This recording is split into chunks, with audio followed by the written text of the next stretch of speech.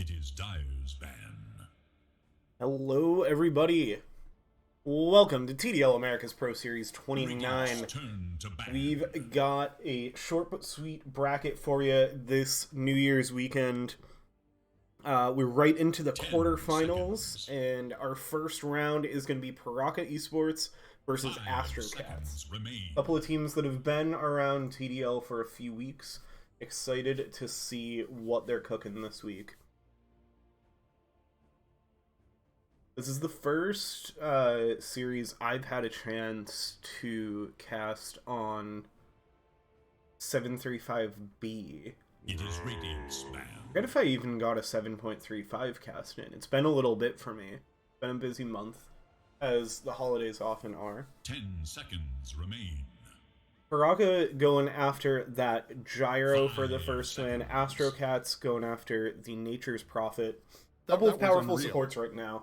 Gyro also having the potential to flex into a core role.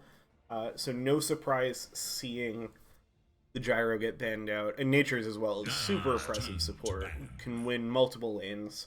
Tusk as well, they're going to go after these heavy ganking heroes. Going to be a Primal Beast ban from Puraka. So looking more towards that like mid or offlane role. Also a focus on like ganking. Big initiator. 5 seconds. The form of that Primal Beast. Radiant's turn to ban. Spirit Breaker going to be taken out again.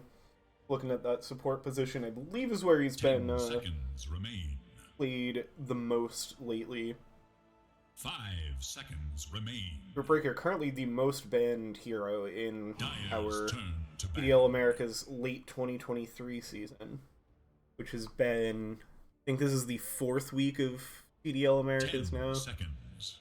Bounty Hunter going to be the last one banned out. 5 So AstroCats very much targeting that mostly position 4 role of Puraka Esports. We do have their draft captain, at least, is currently called Training Pause 4, so maybe that's what AstroCats is.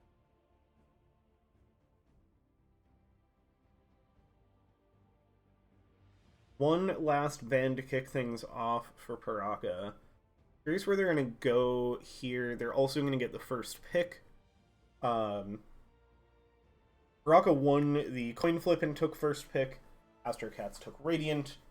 I believe that's pretty standard for what we see lately.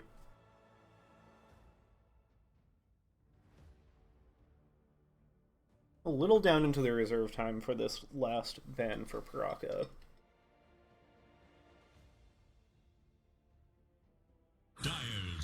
It's going to be the Abaddon. This guy's been a big winner of the recent patches as well. Another flex hero between support and core, and it's going to be the Phoenix to open up the draft for Puraka. Zero we saw a lot of teams have success with at ESL Kuala Lumpur. It is Dyer's ban. And I think has remained pretty good. Chen is also an absolute monster of a support right now. The changes to some of his skills in the B patch have been incredibly significant for this guy. You gotta have somebody that knows how to play the Chen, but when you're up at this level, you often have a support who's at least comfortable enough. It gives you... I don't know how I necessarily feel into the Phoenix. I feel like the heroes don't interact a ton. Phoenix definitely has AoE options to help clear the swarm of creeps from the Chen. But you've also got good answers to help your team bring down the Phoenix faster. Not necessarily if the Phoenix gets the supernova off, to try to prevent that supernova. 5 seconds. Snapfire going to get banned out. That's going to protect your Phoenix Egg. One of the best heroes at dealing with it. I'm curious if we're going to see, since they've got 2 bans in this phase, if this is going to be a second ban to protect a Phoenix, something like an Ursa ban. But I don't think they'd be super worried about it. Snapfire also isn't an amazing hero at the moment, but definitely likes being picked in a Phoenix game. It's going to be the Storm Spirit picked up, or banned out by Puraka to close out their middle phase of the bans. So going back after that mid lane like they did with the Primal Beast ban, that is where they are putting some of their ban priority. We'll see if AstroCats go after another support here, or if they think this Phoenix is going to be positioned for. Back at like TI, we were seeing mostly position 5 Phoenixes, but I think lately it's been more of a position 4. I think the support role is pretty open-ended at the moment anyway. You've got room to play with for where you're going to put your supports. I mean, Chen is pretty much always going to be a 5. Radiant's turn to pick. But he's also a 5 that gets a good amount of farm because he spends a lot of time in the jungle. It's going to be the Outworld Destroyer banned out, and that will protect most likely the mid lane for this Invoker. They grab the Invoker early in the second phase before Puraka have a chance to see it. They also have the potential to flex this Invoker to a 4 position. 5 seconds. Now we're going to get a pair of picks from Puraka. Should see how their draft opens up now.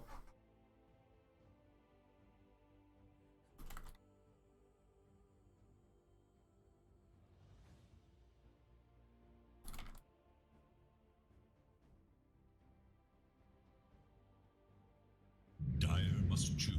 It's gonna be the Lion. This has been a bit of a menace lately as well. The upgrade to the mana drain, dealing damage now, as well as just the strength of magic damage at the moment.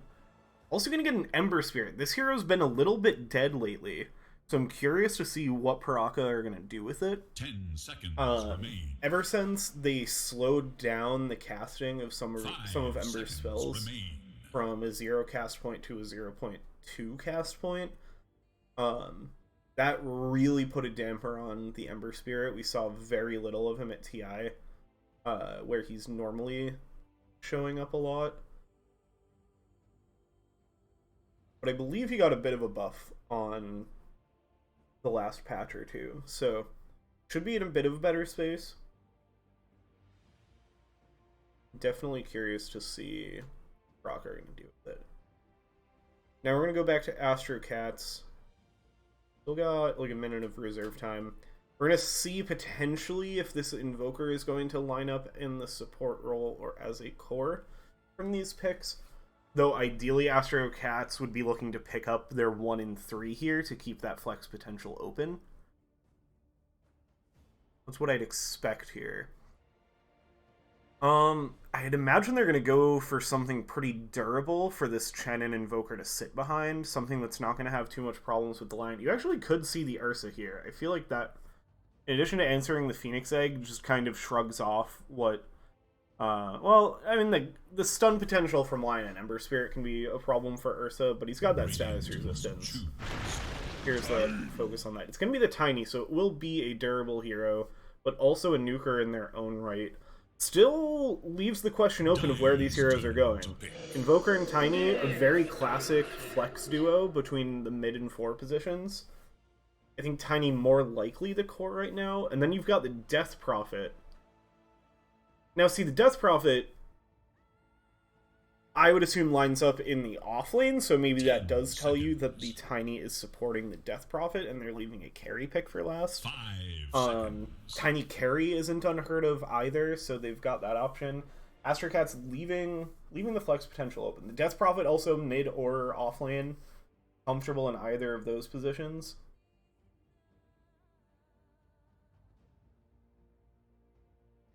One more pick for the middle phase here for Puraka. Do they want to answer? Tons of magic damage coming out from AstroCats. Hey, thanks for the follow. I appreciate it. Hope you're having a good time. It's going to be the Axe. That will be firmly in your off lane. It gives them even more control to get a handle on this Death Prophet. Make sure that they can bring her down before she gets a ton of spells out. 10 seconds remain. Also is going to be somebody that can carry a pipe really well for your team, which is going to be important here.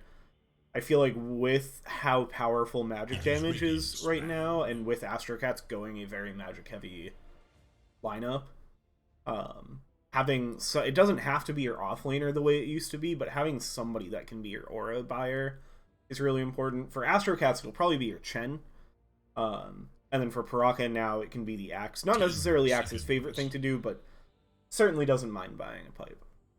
5 seconds. Last set of bans here now before we get into the final picks. It's going to be the Lifestealer banned out by Puraka. Yeah, I definitely would say AstroCats looking for their carry. Melee carry makes sense to lane together with the Chen. Naga Siren going to be the ban from AstroCats. Maybe concerned that the Axe is protecting an illusion hero. Could maybe see a Phantom Lancer ban here as well. That's been another big one lately. 10 seconds remain. 5 seconds remain. This one last ban from AstroCats. It's going to be the Faceless Void. That's also been an absolute menace of a carry. And to set up with the Phoenix, yeah, that would be a good pick. Also, I feel like it's a bit of a classic combo with the Ember Spirit. Just another hero that's good at setting up a Chrono with the roots and good at dishing damage out into the Chronosphere. 10 seconds. One last ban for Puraka now. Seconds. So yeah, this should be just 4 carry bans. Yeah, it's going to be the Templar Assassin. I kind of feel like... I mean, AstroCats have pretty good frontline between a Tiny and a Death Prophet. I feel like they wouldn't mind something more tanky. Like, I agree with the Lifestealer ban. Templar Assassin is durable. But you have... Like, with Phoenix, are you that worried about a Templar Assassin? Phoenix, all of his abilities do damage at a 0.2 second tick right now. Alchemist. The Alchemist for Puraka. So they are looking to turn the tempo up in this game. AstroCats, they're not necessarily lagging behind, and they've still got the opportunity to pick a carry that can keep this up tempo as well. So if they go that route, we have the potential for a very fast-paced, snowball-y kind of game, where we're going to see 5 seconds Tiny's ganking earlier, we're going to see this Alchemist get off to the races, Ember Spirit's always active early, all of these supports are pretty happy. It is going to be the Ursa for AstroCats. They go for that option to get through the Phoenix Egg and resist all of the disables that Puraka have put together with that big status resistance on the ultimate. Very interesting. I should look quickly at these teams to figure out where AstroCats are lining things up. Let's see. What...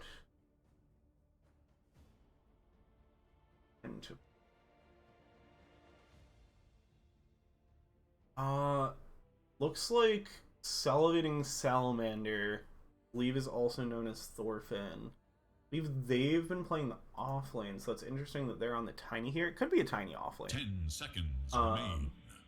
A lot of these players don't have the same names 5 in Dota seconds. Puff as they do in their in-game. Curious where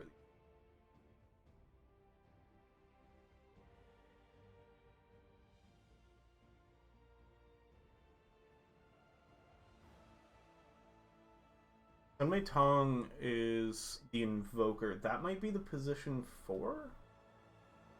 I think it's a support Invoker.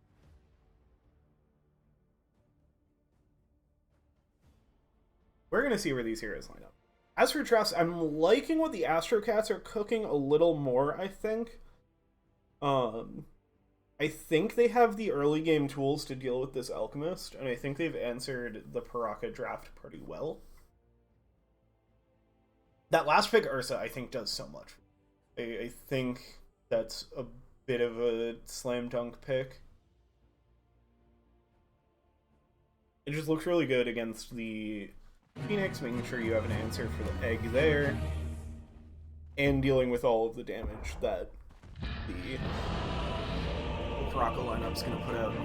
We'll see. They do definitely have options to control this Ursa, as well as not the most mobile team, but like a decently mobile team to try to kite, especially like taking turns stunning up the Ursa. It's not the freest Ursa game. They do think it is a good Ursa. Get a timer going for this pause.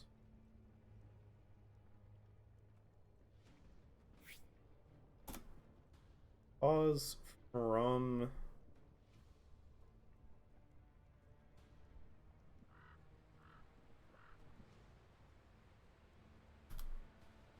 AstroCats, but Puraka also have a disconnect.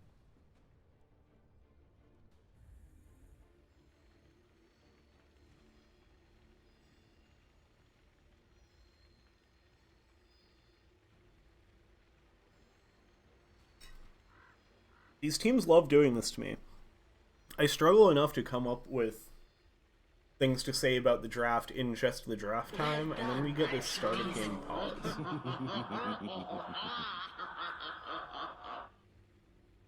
Puraka, I think, maybe playing out of South America, so we are on US East, so I wouldn't be surprised if that's a bit of their connection issues. I'm not sure about the reason for the pause on the AstroCat.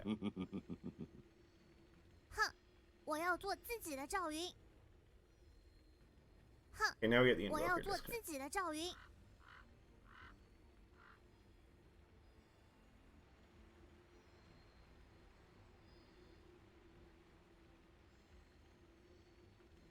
Okay, we got Salivating Salamander on the Tiny, looking like support items, got the wand queued up, Mana Boots Blink. So that looks like it'll be your position for Nikola Jokic on the Death Prophet. And this Invoker has to be mid, right? Yeah, it has the ward, so it'll be Sunbei Tong on the Invoker mid, Sanin on the Ursa carry. Here is disconnected on Puraka now. Invoker's back. Tony will be on the position 5 Chen. And then this draft should be pretty straightforward. LPE on the Ember Spirit should be going mid. GRPX1 on the Lion, likely going 4. Isonic on Phoenix 5. Maybe those are swapped. But I think GRPX1 is the one that was their name was learning position for. Through anger lies failure. Through anger lies failure. Mini on the Carry Alchemist and Grunt XD. The quest for ultimate glory. Okay, we're back in it.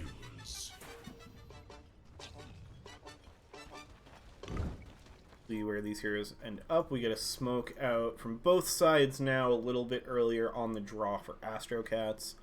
Looks like both teams headed down towards the bot side. So, could get something once we're into it. Oh, sorry to disappoint you.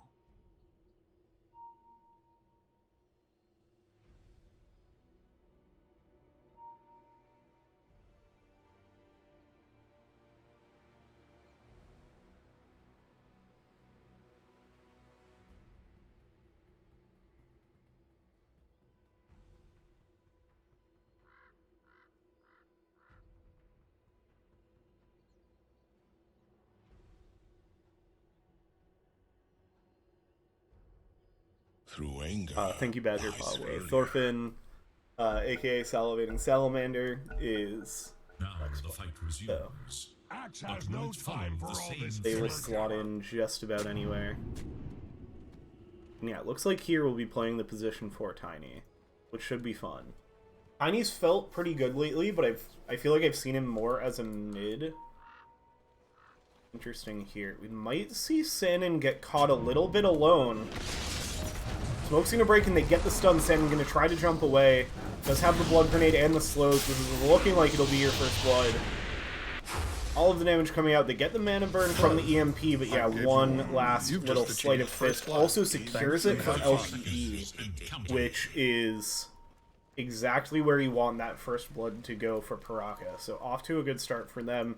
They get the better of the smoke as AstroCats choose to walk towards mid, and Sanin maybe still a little getting things oriented off of that pause, stuck around at the top of the stairs. Rentexy and GRPX1, they're hanging out down here. They're still eyeing up this room. Isonic's here too, so now Tony's going to be the target. Stunned up, Salivating Salamander's in the area as well. Tony trying to escape.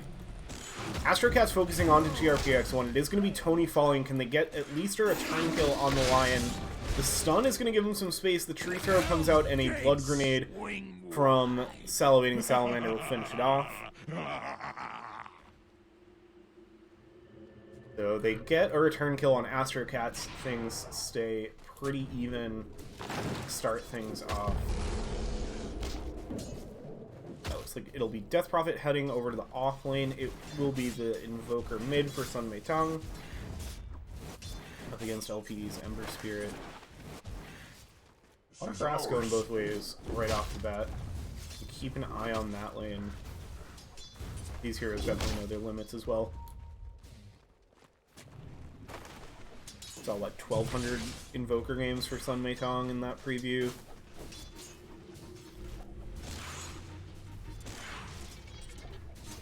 Expect top lane will be pretty chill. Alchemist is going to throw out the stun. You have the potential with the burst from Tiny. Could see this Phoenix go down a few times. Death Prophet, yeah, I'm going to start throwing out a Spirit Siphon onto the Phoenix. He's going to be able to turn and get a Fire Spirit onto 2. So Salivating Salamander going to eat a little bit of harass from that Phoenix. Over in the mid lane, LPE definitely benefiting from that first blood. 8-4 to Invoker's 4-0.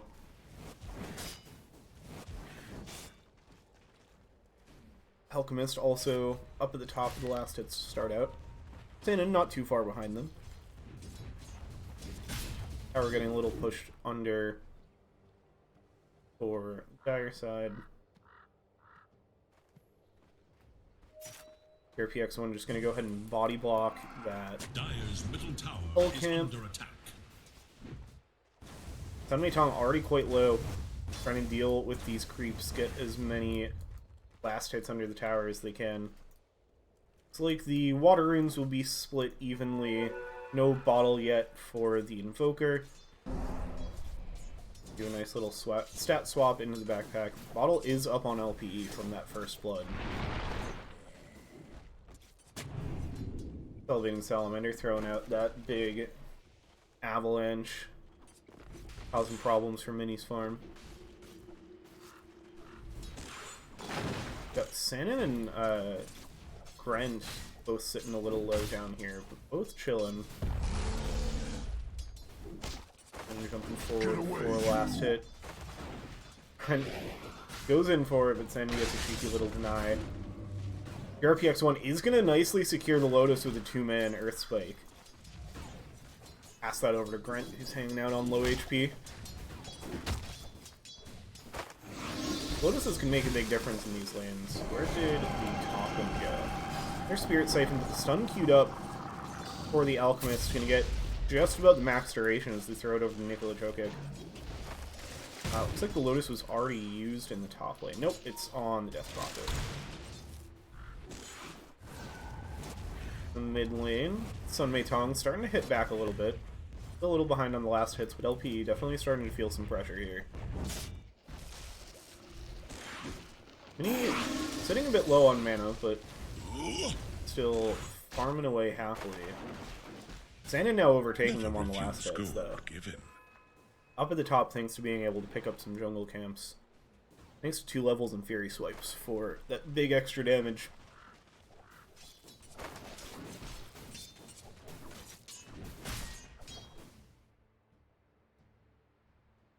Another pause from AstroCats here. Happens. Through anger lies failure.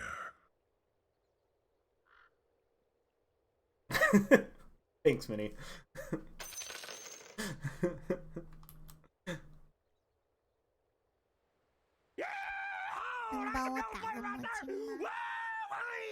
The persecution starts So, now. Lady Salamander closing the second game that they are running on their PC. Give the go and ready.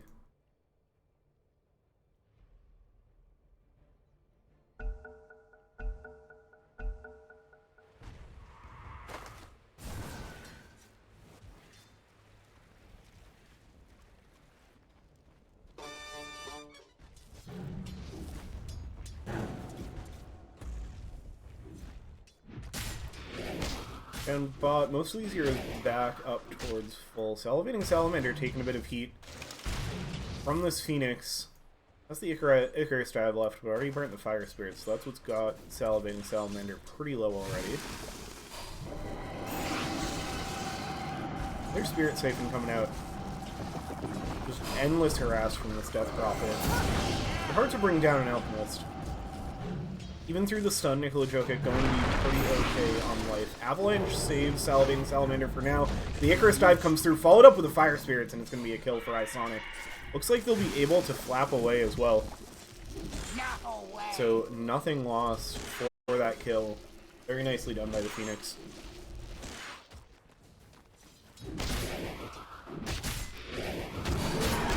Down bot. Axe going right for the phase boots. Looks like they're on the way out, but the damage is coming out as Lion steps away out towards the Lotus Pool and the Twin Gates. Now going to come back through. And Brent XD is able to survive for now. One very aggressive creep. As the Tiny comes down over the lane off of the respawn, but immediately hexed up, and they're a little too pushed under tower to find something. So now the Sport's gonna look to make a rotation towards mid, as Sunmei Tong nearly died to the level 6 being hit first on LPE. Looks like the Lion will try to follow them up. And the Phoenix is here too, so it's a big party in mid lane now. Sunmei Tong getting nicely regened up from the Ghost Walk. So they'll still have the potential to fight. Root comes out from the neck creep now. Salivating Salamander with the toss back under the tower. Icarus dive interrupted by the Cold Snap. And the Tornado will finish off the Phoenix. Isonic goes down. That gets Sunmei Tong to level 6. Down bot side, Tony throwing out some harass to GRPX1, but the net creep was, I think, killed over in the mid lane off of the Searing Chains, so no way to stop that TP. Well calculated by the line. One managed to just TP over to the tower, so not even out of the lane for long. Wizrune, it looks like both supports looking to pick up the Dire Wizrune. Like, GRPX will be the one left there, and then Salivating Salamander are going to go scoop up the Wisdom Rune for the Radiant side, so nothing spicy on that front. Each team gets their own Wisdom Rune and walks away happy.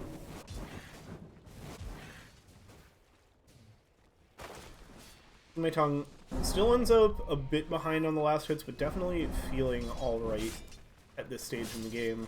Picking up that kill on the Phoenix. Versus Courier doing interesting things here. It's gonna be not too shabby on the Battle Fury. Already got the Cornucopia coming out. Get that jungle farm going even easier. We're gonna get both supports making their way over towards the mid lane, and Sunmei Tong is going to fall. Isonic and GRPX1 setting that one up. Isonic actually the one to finish it off. Dire's top tower is under attack.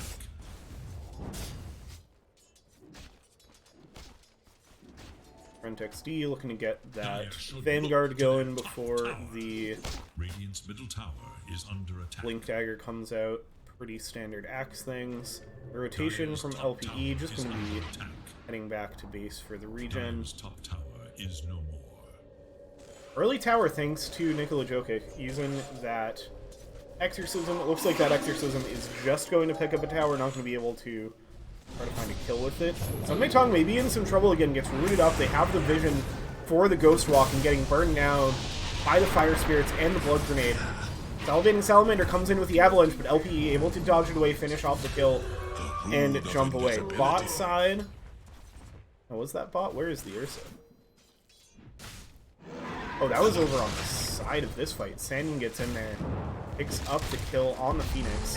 Now looking for more, gets hexed up, and they have the slow from the Penitents, and that's going to bring down the Lion. Only getting brought a little low by the Searing Chains. Now they're going to get the stun up. Is matched by the Searing Chains root again. Radiant should look to their Nice bottom stun tower. from the Centaur before it gives its life away. That'll about do it. RenTXC enjoying some freeform down here, getting very close to that Vanguard. Switch over to our net worth. Unsurprisingly, it's an Alchemist at the top. Kinda what you hope when you see an Alchemist, otherwise something's gone very wrong. Elevating Salamander. Hanging out by the mid lane, looking to make a jump. Be a bit before they have their Blink Dagger to make a big time jump, so kind of waiting for somebody to go on Sun Mei Tong. LPE walks too close to the tower. Could get stunned up under it. But the Mana Burn creep also, the Satyr Mind Stealer. This Chen, Tony is putting in work all around the map.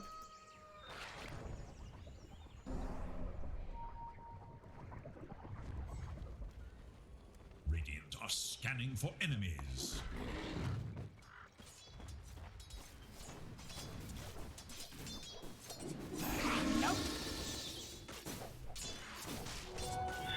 As what do we got cooking? We got the Veil of Discord done on Nicholas Jokic. That's going to amp up that magic damage. Now, maybe in a little bit of trouble as both supports make the rotation over. They get the stuns up. Chain from the Earth Spike into damage. They're going to commit the Phoenix Egg as well. Supernova helps secure the Death Prophet kill. Nikola Jokic goes down. Well played from those supports. Trying to make the same thing happen on the other side. Sun Mei Tong going to find Grent behind this tower. They're going to get the rotation over. The Tornado is going to try to interrupt it. They get the taunt. The tossed creep. Trying to finish it off. Tree throw is not quite enough. They're not going to be able to find this kill on the axe.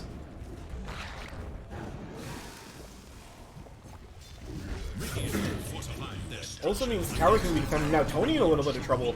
They bring 4 heroes down here in response to the aggressive go on the axe. Now it's Ursa stunned up.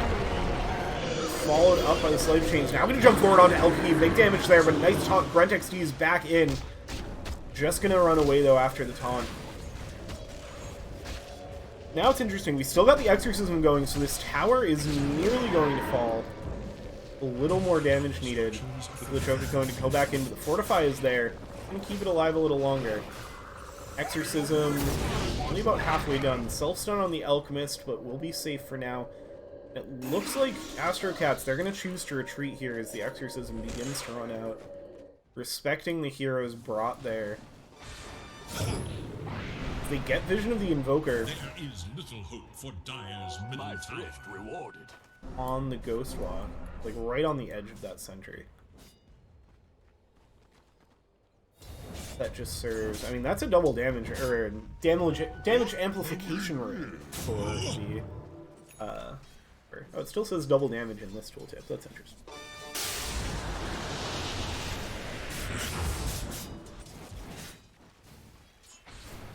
Got the urn done on Sun Mei Tong, looking to finish that into the Spirit Vessel. Puraka keeping 4 heroes down bot. They're going to look to take this safe lane tower. I think the AstroCats are just going to be willing to give this one away. It's going to go down pretty fast with all of these heroes hitting it.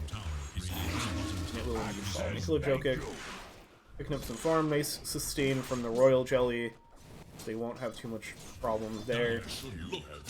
Got Salivating Salamander walking in behind the Ember. Nice setup, and the Mana Burn means this Ember is in big trouble. LPE trying to escape, gets enough mana for a Sleight of Fist. As the Amplified Damage Rune, they get a nice Hurricane from the Bird, but LPE is going to survive thanks to the heals. Seeds of Serenity drop down from BRPX1. In addition to the bottle, be able to survive. To connect with another tornado, no, actually manages to remnant away.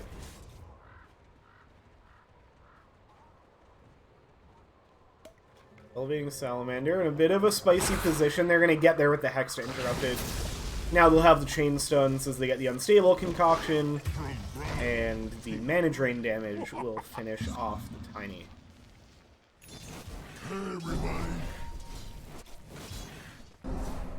So Puraka continuing to build this slight advantage that they've had since the first blood. What do we have for items on this Alchemist? Yeah, it's a Radiance. Going right for the Blink Dagger next, so looking to be active in this game. Doesn't just want to sit back and keep gaining that farm, which makes sense. You're playing for a fast game with Alchemist from that early timing.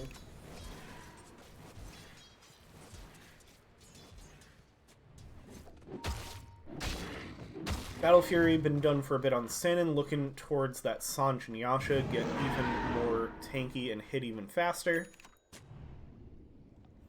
3 heroes still up here for Puraka, so if Sanin shows, yeah, they're going to smoke up, meet their couriers, and then head out. Dire are scanning for enemies. Both scans don't quite see anybody. They're actually going to head towards mid with this smoke. Salivating Salamander might be the one to just eat this. Yeah, smoke's going to break. They actually don't get the vision right away, and they call it wrong. Sun Mei Tong is out of there.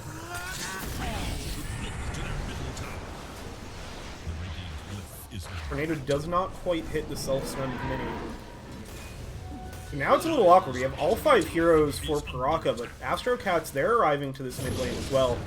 Stun from the Centaur is there on the Alchemist, but nothing to follow it up with. Now they get vision up onto Tony, and Mini jumps forward, has that Blink Dagger ready, and it's a swift blade to the head of the Chen. The Puraka strike faster. The lead continues to grow. Really Jokic waiting up on the high ground, has the full Shiva's Guard done. This item is kind of insane on Death Prophet now, being built out of Veil of Discord. It's an item that a Death Prophet already enjoys, and now it's just so hard to escape from her, and all of that damage amplification from the reduced magic resistance. It's pretty nutty. Stun up onto Sun Mei Tong. They have all of this chain stun that they can get on a single target, but able to Ghost Walk away with help of the EMP and Tornado. Now a little low on resources for Puraka, but still looking to play a bit aggressive. Trying to take down this ward. It's going to stand for now. Bring down that sentry. Hold it up. So everybody just kind of dancing around mid. Minis split out to farm. Now Salivating Salamander are going to position a little aggressively with the creeps from the Chen. They're going to pop the Exorcism. They want to bring this tower down. Trying to force the issue on AstroCats. Play some up-tempo Dota of their own with the push. I mean, a trade of stuns between the supports. The Hurricane will give Salivating Salamander a little bit of pushback to try to save them, but the Radiance damage is there, but the Toss will give them a little bit of space. LBE now may be in a little bit of trouble, but still has enough mana to run min away. Tower finally goes down, so AstroCats, they get what they came for. Do they want to hunt for more? They know there was an Ember Spirit that headed this way. Made their way back to tower, though, so LPE should be safe.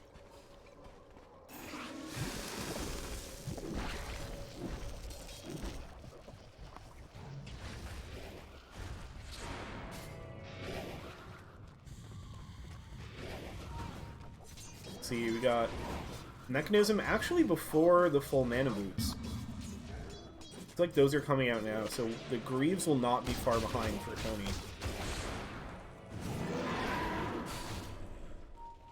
Oh, no, that's just some wards. Now, Puraka maybe looking to make something happen again. Bringing a few heroes, but it looks like AstroCats sniff this out.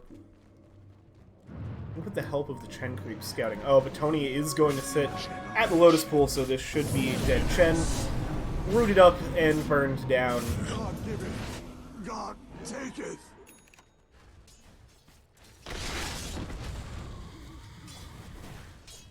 Everybody else mostly content to farm for the moment. We'll take that. Sun Mei Tong looking to pick up an Orchid next on the Invoker. It's going to be important for these fights to disrupt a lot of the stuns that Puraka have. Sanin running in with the Wild Wing. Dire's bottom tower GRPX1 gonna throw out the stun, but the enrage was there. Very nicely done by Sanin to make sure there's no chance to get fully controlled. Part of why the Ursa looked really good in this game. And a nice tornado to set up on LPE, but Brent is there, waiting in the wings, looking for the blink call. Has the blade mail ready as well. That axe on his own can be pretty devastating in the right situation.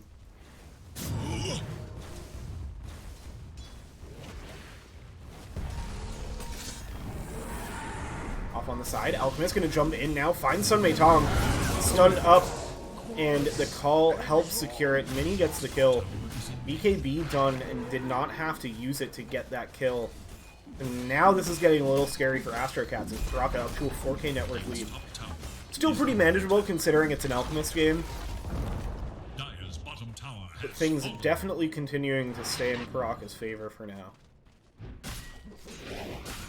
Like, I would say, accounting for the Alchemist, the carries are pretty even between the two teams, but the Axe is a bit ahead of the Death Prophet, and LPE is about 2K ahead of Sun Mei Tong. Dire's middle tower is under attack. Sanin has a shield room, so is going to be able to survive. Sunstrike isn't quite going to connect. Trying to bring down this Lion. One more hit would do it, but they're not going to find it before getting rooted up. Enrage no longer available, but the Phoenix is going to go down thanks to the stuns from Tiny. Tony out in front trying to survive from Mini. Very nice Hurricane from the Bird. Gets him up to safety. The Lion finally falls for the Exorcism, and now Nikola Jokic trying to chase forward for more. We'll end up finding it, but they're going to turn their attention over to Mini. Sani trying to chase them down, but gets the blink away. Still slowed up, and this Death Prophet is very fast. Salivating Salamander has the blink dagger as well. They want to try to find this Alchemist, but it looks like it's not going to happen. Still, a good fight for the side of AstroCats. Cuts that lead down in half. Back to 2K.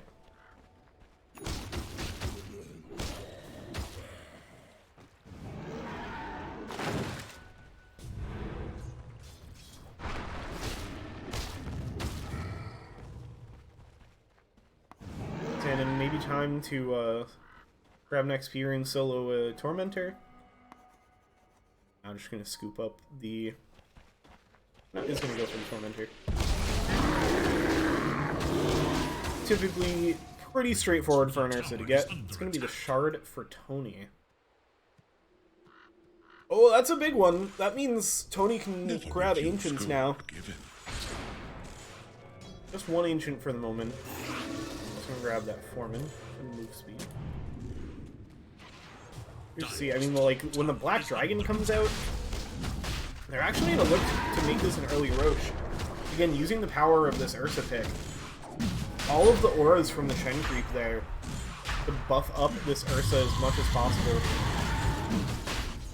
The Jokic there to help make sure it goes down quickly as well, and it will be a successful first Roshan.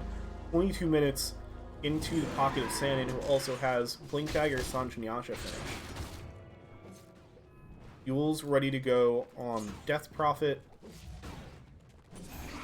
Looks like Tony working on the Pipe of Insight, I imagine is what that Ring of Tarask is for. What's on the Courier?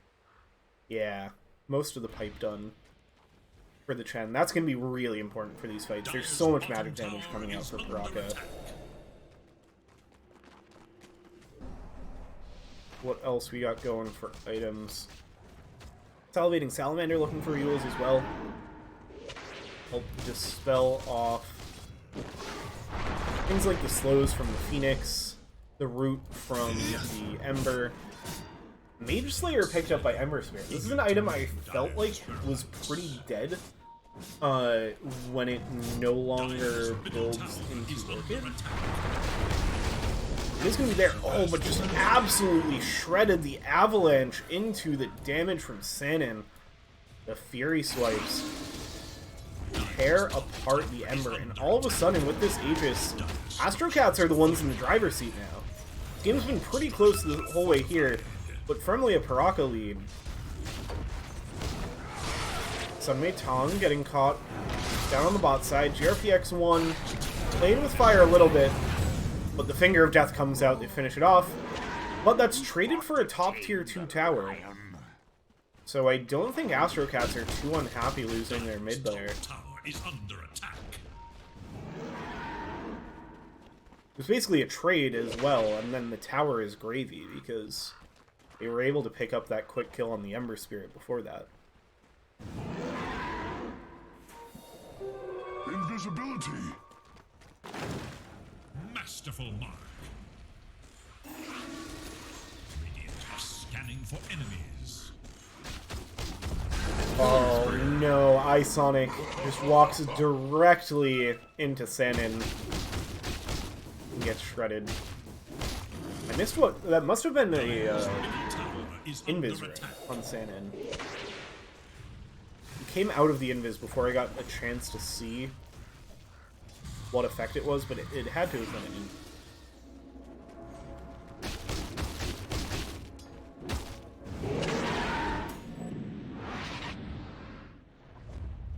Brent XD. Getting some deep farm and now heading back to join the team. I'm gonna smoke out. If they can find a pick here, it can set up Puraka, swing things back in their favor. Is under attack.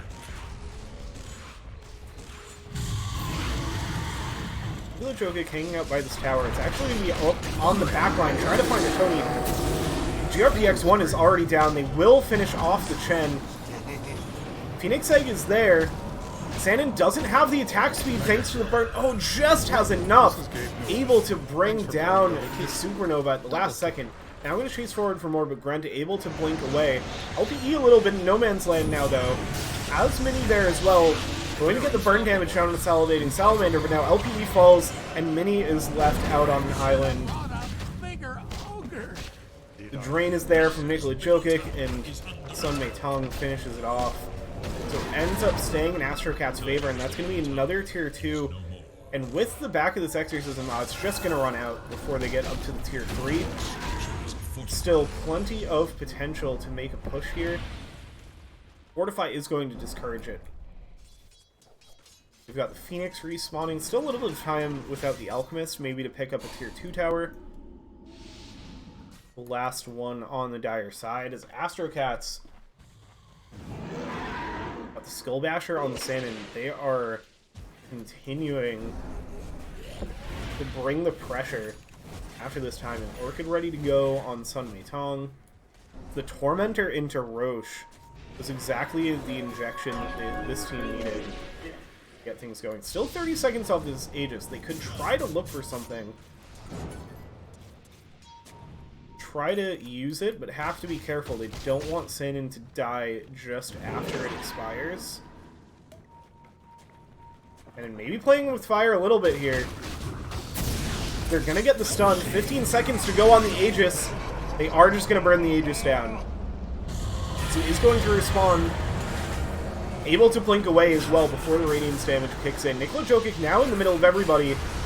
Getting a bunch of damage out onto the line. Salivating Salamander coming in on the back line. Meteor comes through, doesn't hit much as they stun up 2 of the cores. Now Puraka just trying to retreat. The toss forward. Now Sanin going to try to tear apart this axe. Chunking through that extra damage from the call. Nikola Jokic stunned up under tower. Now LPE and on the back line. Able to get saved with the Phoenix Egg, but now the Supernova is going to get brought down again. They have the right clicks to make it happen. iSonic falls. Now another Exorcism is available for Nikola Jokic, and this could turn into a tier 3 tower. And he throws out the Unstable Concoction, push Nikola Jokic off the tower for now, but now Salamander jumps back in, gets the stun up with the Avalanche and the toss back, and Mini's dead before iSonic can arrive to help. Tiny trying to escape. Tons of damage coming out. The last little Fire Spirits. One more tower hit. The Tiny will fall. Salivating Salamander goes down. The Exorcism's still cooking. And it's going to continue to bring the heat onto this mid tower.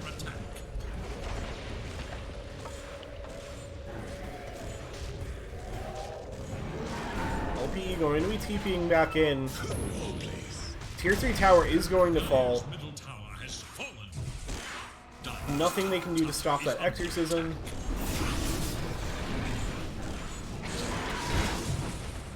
Stun comes out. Just trying to hold off these racks long enough for Mini to respawn. With the Tiny down, I'm curious if AstroCats, yeah, they're going to choose to retreat here. Grant XC doesn't want to let them do so. He's going to jump in with the BKB, with the call, and will get the Culling Blade down onto Tony. A nice two-man root from LPE. Sunmei Tong's going to follow now. Nikola Jokic a little bit stranded, going to try to TP away, but they have the Dual Scepter to interrupt it. Now taunted by the Axe, and just going to be forced to retreat for the rest of the AstroCats.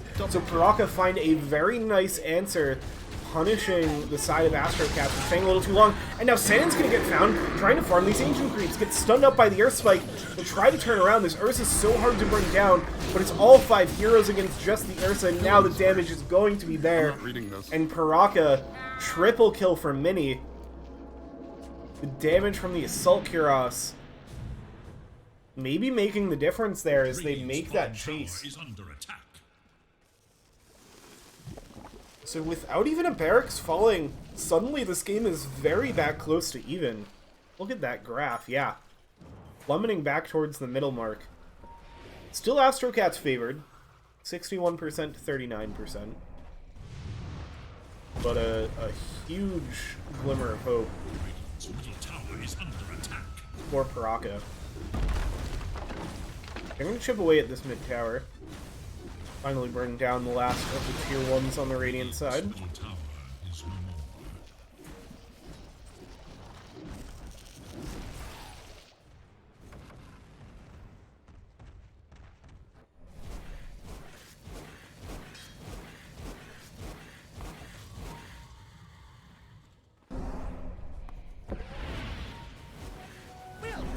Tong just looking at going towards the right-click build with a Dragon Lance. We had this smoke up. They might find Salivating Salamander. He's going to defend himself with an Avalanche for now. GRPX1 is going to be able to get away. Has the Dual Scepter to survive, and the TPs are coming in. It's slow TPs because it's an outpost. Culling Blade is going to come down. It actually doesn't quite connect, so will be available here. Now they get a nice Supernova up on the high ground. Nikola Jokic going to be in trouble. The stun hits 3, actually able to dodge it with the Yule, so we'll be able to survive further. Mana burn coming out from the EMP. Nikola Jokic is just standing there, taking all of these hits, but the Spirit Siphon is so much. Now Sanon's off on the side, going to try to bring down Grent. They have a physical barrier from the Solar Crest. Grent finally gets brought down, back over. GRPX trying to just escape, gets in over to the backline for a Finger of Death to help finish off Sunmei Tong. Now Mini's in trouble, gets silenced up by Nikola Jokic. Now the Avalanche is there. Can they finish off Mini? Duels to hold him in place, and they'll finish it off with the Crypt Swarm.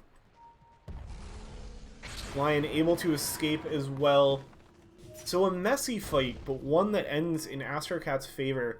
Buyback from the Tiny, which all started with Salivating Salamander getting caught by the smoke. Buys back, goes right back to the outpost because they find him at this Radiant Twin Gate.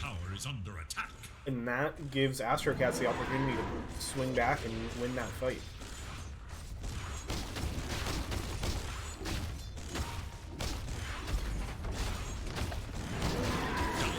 Going to be the last tier 2 tower to fall on the Dire side, and they get eyes on GRPX1, but not enough to get a catch.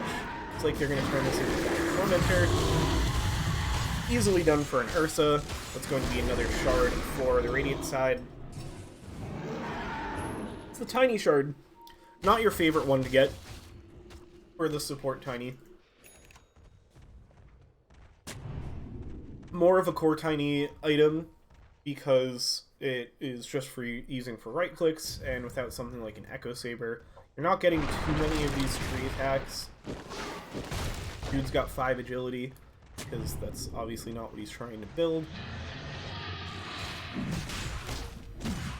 AstroCat's going to go into the Roche Pit again. That new feature of the Roar, when the same team goes for a second Roche in a row, does inform Puraka, but not in time for them to do anything to stop it. And there's immediately a smoke out from AstroCats. as they look to try to chase RPX1 and Mini spotted out. They get Orchid onto the line. Mini gets a chance to blink away. RPX, Sunstrike's gonna come down. Doesn't quite connect. Trying to survive, but they will finally bring it down. Whatever that was. Deafening Blast helps them finish it off. Alongside the Cool Tons of AoE options for this Radiant team. Another aspect of the draft we didn't talk about as much at draft time. And on the backlines, they're trying to bring down the Invoker. The Hand of God is there, but it's not going to be enough. And now our AstroCats in trouble. Lion buys back. Invoker as well has the Boots of Travel to get back into the fight. Salvating Salamander now jumps in, gets the toss back, and Isonic's going to fall. Buyback's not available for the Phoenix. And Nikola Jokic continuing to tear away at those buildings with the Exorcism. Gets rooted up as they try to escape. This is where AstroCats ran into some trouble before. Finger of Death comes out onto the Tiny. Sunstrike is there to try to finish off the Axe. Nikola Jokic looking to make it happen, but they're going to turn onto the line instead. Buyback spent there as well, so it's 5v3 with an extra life still available on Ursa. LPE going to get silenced up now by the Orchid and no way to remove it. Crypt Swarm finishes it off, and that is looking big for them. It's now caught out on the back. Another silence. Sanin chasing forward. They're going to be able to escape into their fountain. The MP and Sunstrike can try to harass them. Pushes Brent out. This is going to be at least one set of barracks, almost definitely two. AstroCats win a big fight at the dire high ground. Bottom barracks first to fall. Salvating Salamander jumping forward again onto Gren. Phoenix is back up. Now a call onto the Tiny. No buyback available for Tiny, so it's a bigger kill to get if they can. And now control up on Grent. The BKB's there, but the damage is too big from Sanin. They don't quite have enough to finish it off. They finish off Isonic's Egg. Does have the buyback now for Phoenix, so we'll be back in. Now the toss forward on the Ursa. Still has the Aegis, and it looks like it's going to have to be spent here. Not quite. They still have the heals. Sanin going to survive. They hold him in place with the Yules. Oh, and turns in a first hit bash onto the Ember. Finally goes down, but LPE's in so much trouble off of that bash now. Is going to fall. No buyback for the Ember. Brent goes down as well. Axe does have buyback. Mini throws out the Unstable Concoction. Meitong has already bought back, so now has to try to back up. With the damage from the Battle Fury, they bring down JRPX1. Lion out of the game for 45. Ember Spirit as well.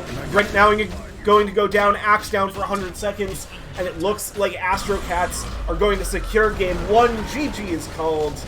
And AstroCats take it over Puraka, winning game number 1 of this quarterfinal match.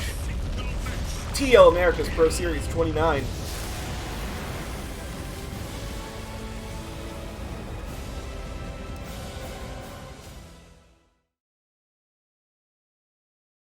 AstroCats bounce back in this game 1. Started off, I mean, it actually stayed quite even. Like, you can see these little bumps where AstroCats have the win probability despite being a bit behind in net worth. It's because they were keeping pace with this Alchemist.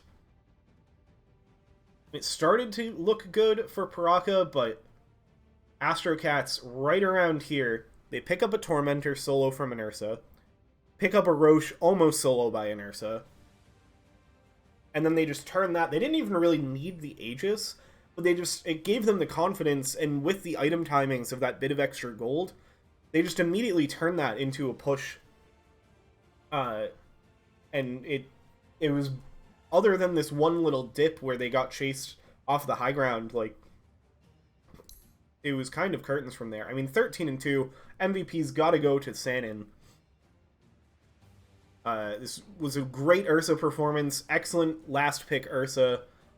So well done there. We're going to go to a break. We'll be back soon with game number 2.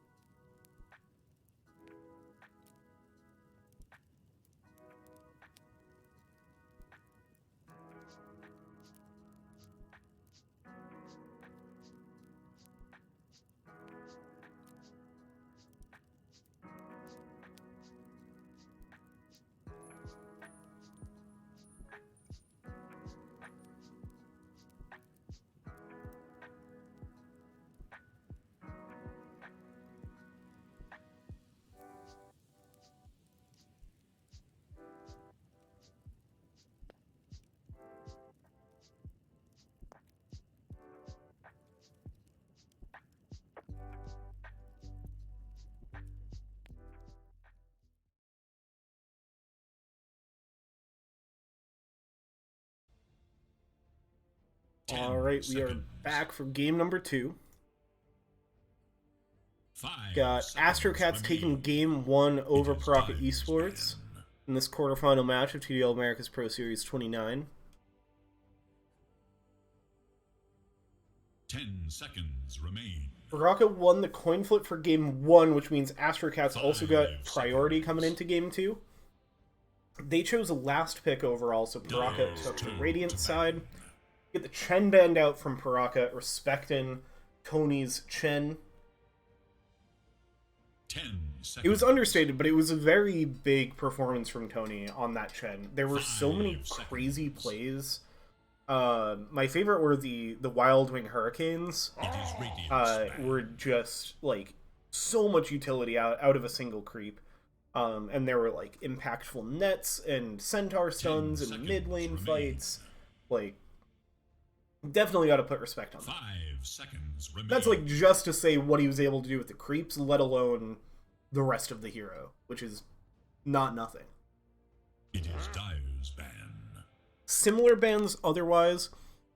We get a Batrider ban, actually, which is interesting. AstroCats bans are similar. You get Nature's Prophet, Spirit Breaker, focusing on those global supports, which I think have been very impactful. Alongside, I mean, on their own, they just create so much impact in these games. But especially if you pair them with the global core, it can just really get out of hand. So no surprise to me that AstroCats prioritized banning that out. Also can ban out the Lion, putting some respect on GRPX1's Lion from last game. Invoker's the last ban, and it's going to be a Timbersaw from Puraka. I like this a lot as an opening. This hero's a menace right now. Similar to the Death Prophet we saw last game, big enjoyer of the new Shiva's Guard, as well as just the boost to magic damage from the new items and changed items in general.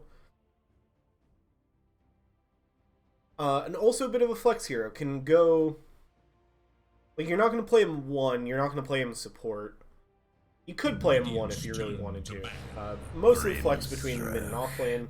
Grimstroke is an absolutely killer support as well. So similar to game 1, I wouldn't even be surprised if this is Tony's hero again, because we saw the first pick Chen for Tony last game. Grimstroke easily slots into position 4 or 5. But I would not be surprised if we see this go position 5 because of that. Silence is great for Timbersaw. Timber also doesn't get great attack speed, so it's harder for him to shake off that Phantom.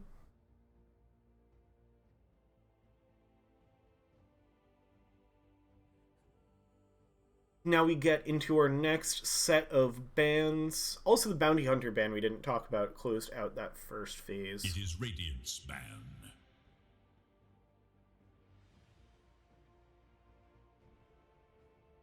Going to be the Phoenix band out from Puraka. They were the ones that played it last game on iSonic, and it did look pretty good, but it definitely got answered a little too well. 10 seconds. But that was their first overall pick, so they value the Phoenix right now, and it is a very good hero. Absolutely one of the better supports in them.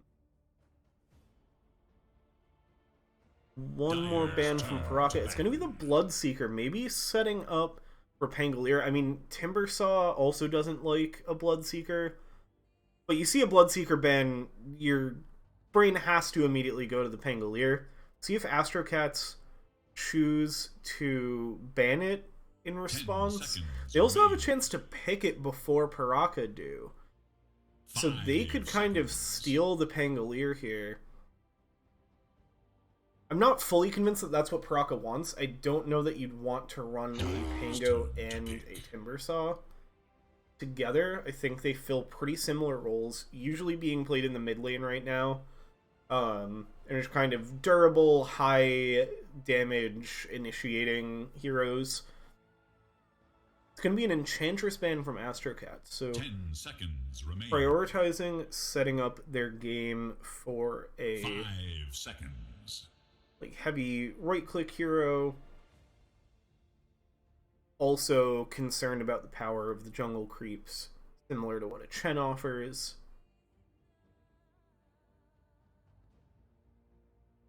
Maybe also worried about the sustain that the Enchantress brings. They're going to pick up the Snapfire on AstroCats, even with the Phoenix banned out. This hero has not been the most in meta at the moment. At least in, like, looking at win rates in pub games, Snapfire's towards the bottom of win rates. 10 seconds. Definitely still has a ton of potential. Faceless Void is not banned out in this game. So I would not be surprised to see this Snapfire being a setup for a Faceless Void.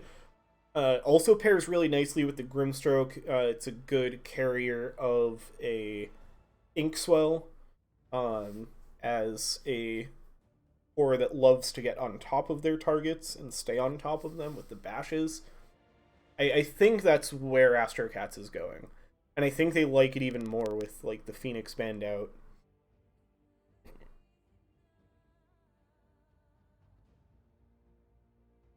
Does give... If this Bloodseeker ban was for a Pangolier, Puraka have the option. Honestly, can you pick Pangolier into Grimstroke, though? Because the ultimate just locks him down so hard. The leash just fully controls him. Okay, so we're going to get a quick support duo of Treant Protector Rubik, is what Puraka will go with next. Makes sense, because minimizes how much more of your hand you show by not picking another core. Treant Protector in the safe lane means you're likely looking at a ranged carry. So I think I like the Faceless Void even more, although it's a little bit of a concern into the Rubik. Rubik's also a really nice answer to the Snapfire. as like you're basically guaranteed to steal the ultimate if you want it, because it's channeled ultimate and it takes a really long time to channel, or you channel it for a long time while you're casting it, so Snap doesn't have an opportunity to not give it up. Makes the Faceless Void a little less appealing. 5 seconds. Storm Spirit for AstroCats. Definitely showing back up again in this new heavy magic damage meta. Seeing the resurgence of Storm Spirit in the mid lane. Also a really nice Inkswell carrier. Maybe gets a little weird with how Ball Lightning works. But it's pretty easy, especially now with Grim getting to pop the Inkswell when he wants. Like, that isn't too much of a concern. Radiant's turn to pick. It is going to be the Faceless Void. Yeah, I figure this has to be why you're picking a Snapfire in this meta. And it's not the scariest for a Rubik to get it, because the Faceless Void can always move in the Chronosphere. And yeah, both, like, it's going to be hard for Rubik to play, because both Storm Spirit and Faceless Void have so many tools to get on top of him. Puck is going to be the mid-response, meaning this Timber Saw will be in the off lane, unless they're doing something a little funky. So they like the Puck matchup into the Storm Spirit. I feel like that's... 10 seconds. Like, every mid matchup is a skill-based matchup, but I feel like Storm versus Puck is very much a skill-based matchup. I think it favors Puck, because it just has the built-in silence. Which you'd expect with Puraka getting to pick their mid after AstroCats. AstroCats maybe were expecting the Timber Saw to be mid, but I'm sure they were accounting for the flex potential. One last wave of bans, it's going to be a little different than last game's bans. Puraka once again looking for a carry, but AstroCats looking for an offlaner most likely here. Potentially a support. We could see the Snapfire go into the offlane. That's certainly not unheard of. It's going to be a Night Stalker banned out. I agree with Puraka, more likely going to be an offlane. That ban is definitely to protect the Puck, and like that's one of the advantages of first pick that Puraka gets to benefit from here. Is you have the last pick of this phase, and then immediately 2 bans. So you can pick something like your mid hero, especially already seeing your mid matchup, and then protect it with 2 picks. So like the 2 best counters to Puck that AstroCats could pick in Puraka's eyes are going to get removed from the trap. That is, if they're prioritizing countering the Puck. Faceless Void, like I think with a Faceless Void, it's not a free Puck game. Definitely have ways to answer it. Grimstroke as well, you've got a nice long silence that can help deal with the Puck. Compared to the Timber Saw, Puck's a bit better at clicking off that Phantom's Embrace, but it still can be tricky for them. 5 seconds remain.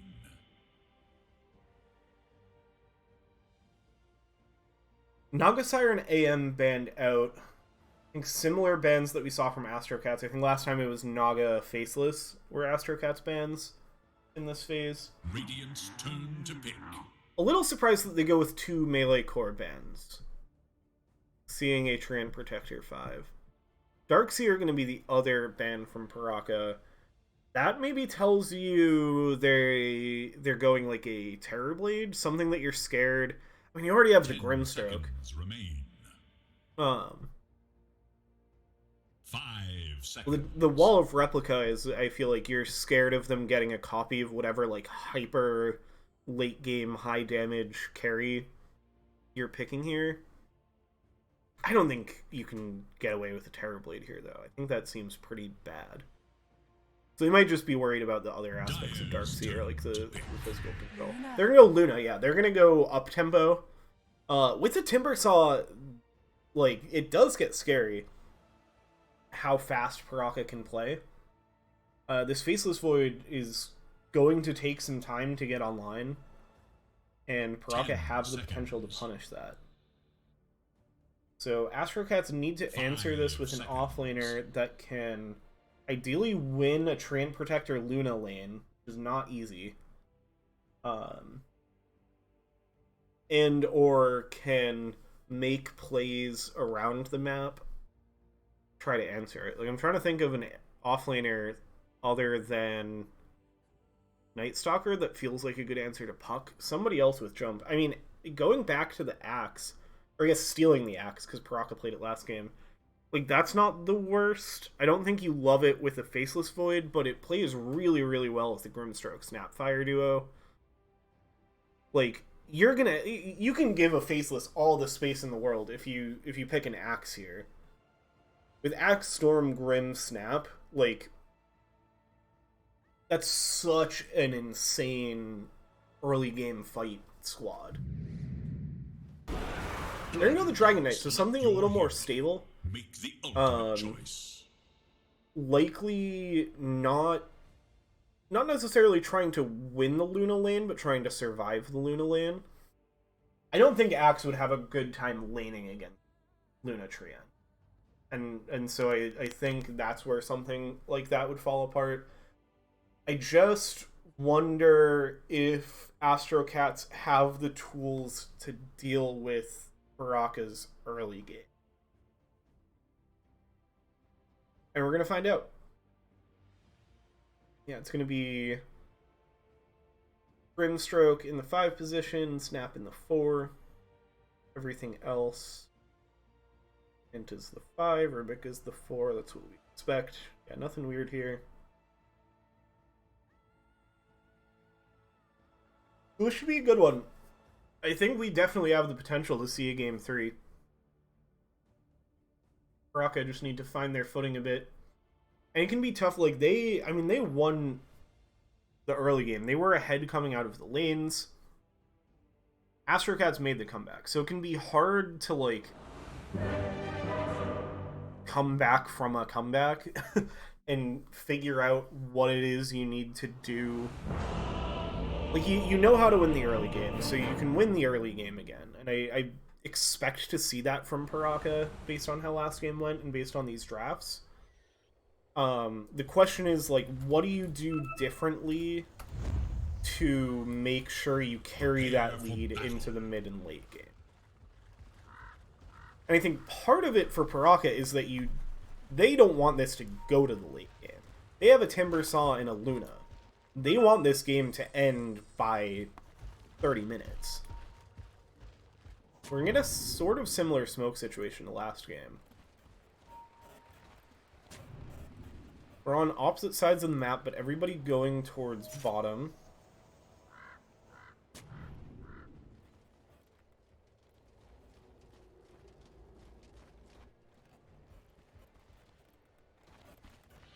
Interesting. I almost trust you. Smoke's wearing off, so it looks like we won't get anything nearly as spicy as last game. 30 seconds to battle.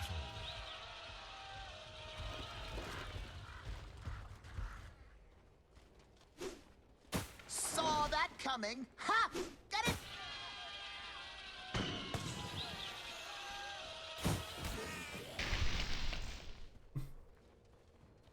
AstroCats celebrating their Game 1 victory with some of the fun little treats from the Frost of Us update. Remember, the international 3 heroes for the Radiant side and to sit on their rune. Rent is not quite going to eat an Inkswell. Able to Timber Train away. Rune's just going to get split 2-2. Very nice vision on the river for both sides. Oh. And XD gonna have to take a quick pause as we start things out. Yeah, you can see this is an interesting ward. Dire side, like Wyatt. Was that smart? They prioritize getting further vision up onto this high ground rather than getting... Because you don't really need the vision back here at this point in the game. Mid matchup should be fun to watch. In my gut is that it's puck favored. And we did see LPE winning the lane last game. Lots of damage coming out from Storm Spirit here. Sun Mei Tong making things work to start things. Denied! Ha! Nothing crazy happening in the side lanes to get things started. Now LPE playing the aggressor, getting some damage on Sun Mei Tong behind the tower. Bot lane, I feel like things should be very stable. You have tons of disable between Cookie and Dragon Tail eventually, but like everybody's just gonna chill. I say that Salving Salamander in some trouble off the bat is going to fall as was not the first blood. The first blood was Grent picking up a kill on Tony at top lane. I technically missed first blood, as is tradition. But in my defense, I did catch a kill happening almost exactly simultaneously. Elevating Salamander teleports back to the lane and immediately not having the best time.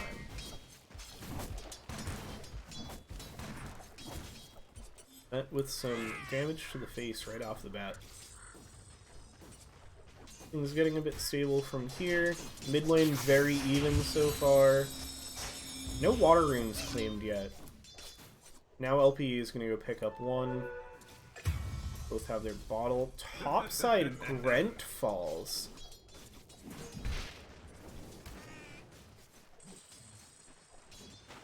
Let's see. The time dilation. Too much.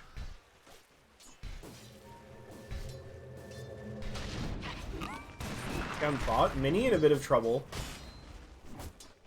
Salving Salamander forced to retreat off of that bramble. And I am missing kills left and right. Sun Mei Tong finds the kill in the mid lane. Mutual tips there. Oh my goodness. Tracer. I'm making a fool of myself. Kills happen everywhere. I'm gonna get this one. Mini getting brought low. Tries to turn with the Lucent Beam, but falls to the damage from the AoE attacks. Top side, everybody pretty chill for now. Just getting back to the lane. Now gonna go in with the Inkswell.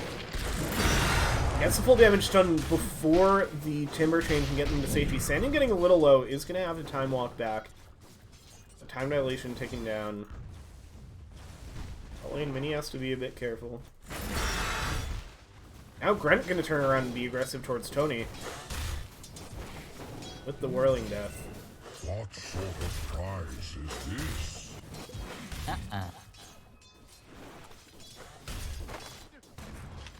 Bot side, Isonic getting a little aggressive, immediately met with the Dragon Tail. There's that control we talked about into the Cookie Stun. Looks like Isonic will be able to walk this one off.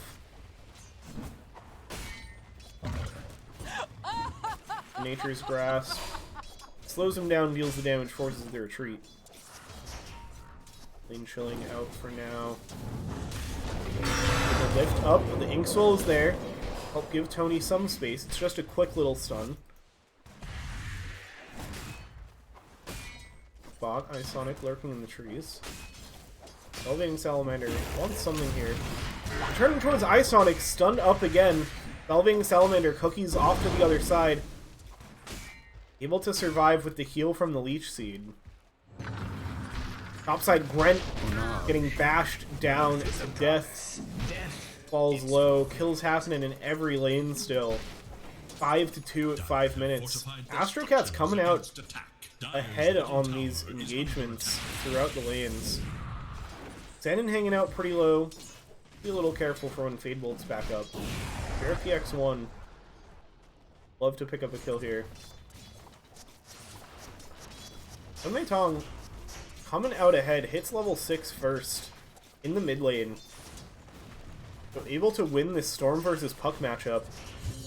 And Puraka picked the puck into the Storm Spirit. They wanted this matchup. Sunmei Tong is just owning. Up in the top lane, GRPX1 gets a little out of position, ends up falling.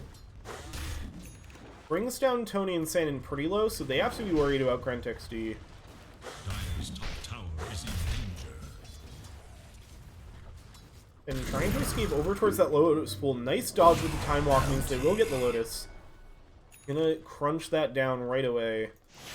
Now we get the supports getting into the mix in the mid lane. Isonic, only level 3.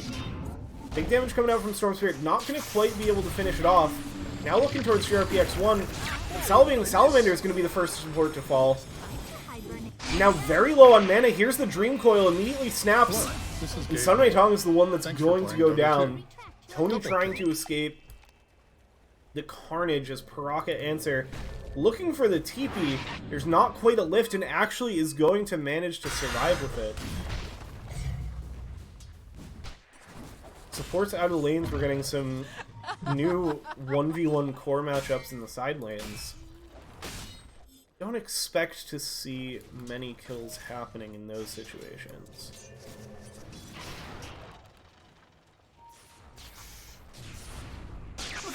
Mid lane gonna be a bit more even now. Wisdom runes get picked up respectively. Sanin getting brought a little low with the Whirling Death. Jumps forward an aggressive time walk. I'm gonna chase back. Still has Chronosphere available and has Morbid Mask. We'll need some more damage to go into that Chronosphere. Probably looking to see Salivating Salamander get to level 6 themselves for the kisses for some early Chrono kills. Until then, you gotta get the right target if you're gonna kill anybody. Probably kill this Rubik in a Chronosphere, as is. Radiant's bottom tower is under attack. The Radiant And bot Mini getting pushed out from under the tower. Probably not loving this situation. Does hit level 6. Back up top, it is the Rubik that's going to fall. No Chronosphere necessary. Then walks back into the Timber Saw. Radiant's bottom tower is in danger.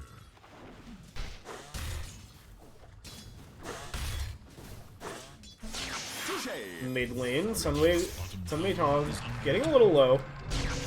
Now gonna try to chase backwards, but LP jumps in with the silence and brings down Storm Spirit. Tony gets the trade kill.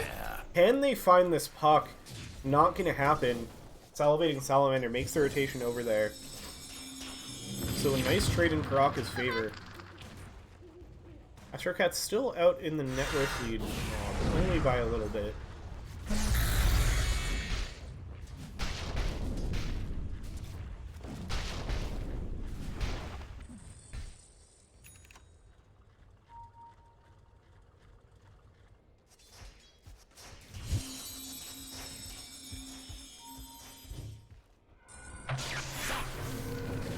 Now they're going to aggress forward onto the Timber Saw. They have the Inkswell stun, they have the silence as well. They will survive for now into the static. And they bring him down. Chase forward, they're going to find GRPX1 as well. Time walk forward again to finish it off.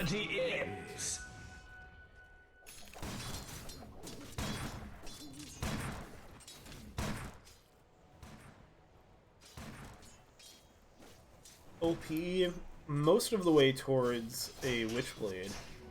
Stupendous!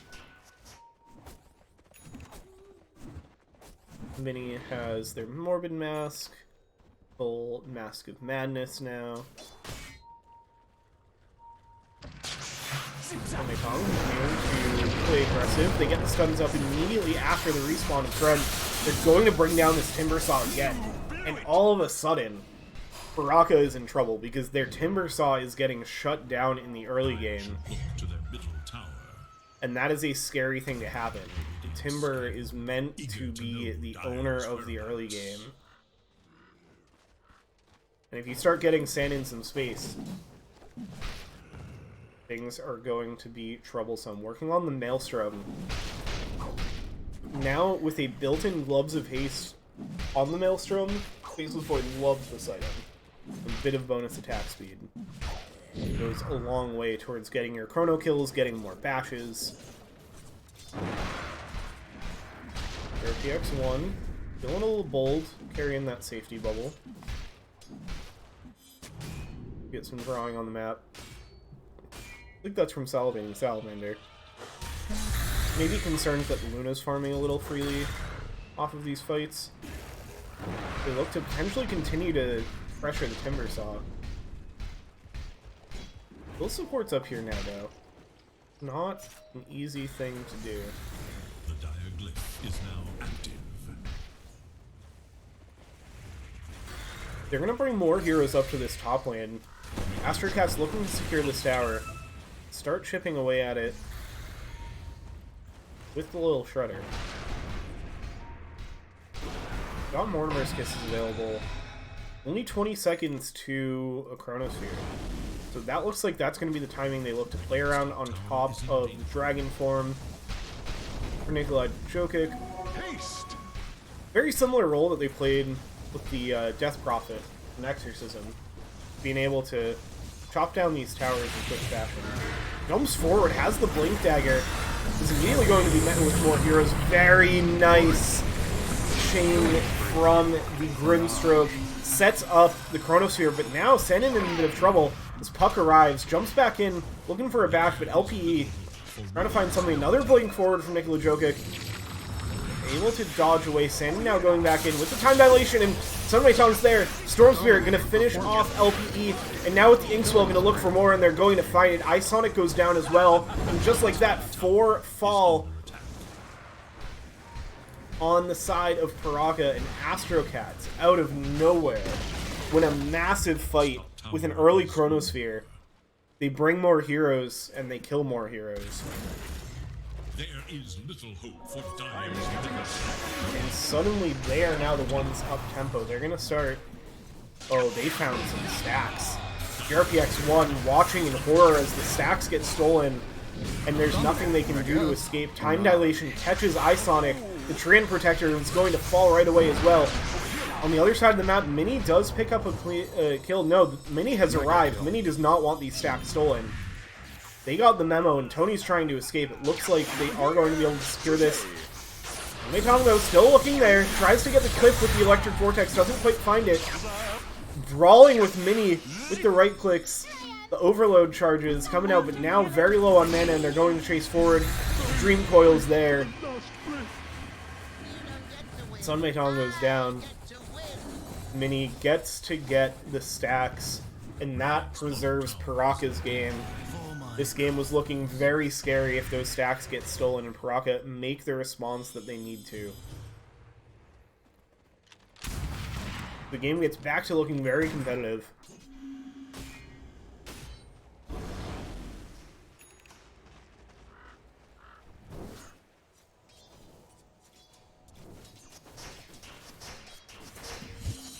LP finishing that Witchblade, has the Blink Dagger good to go.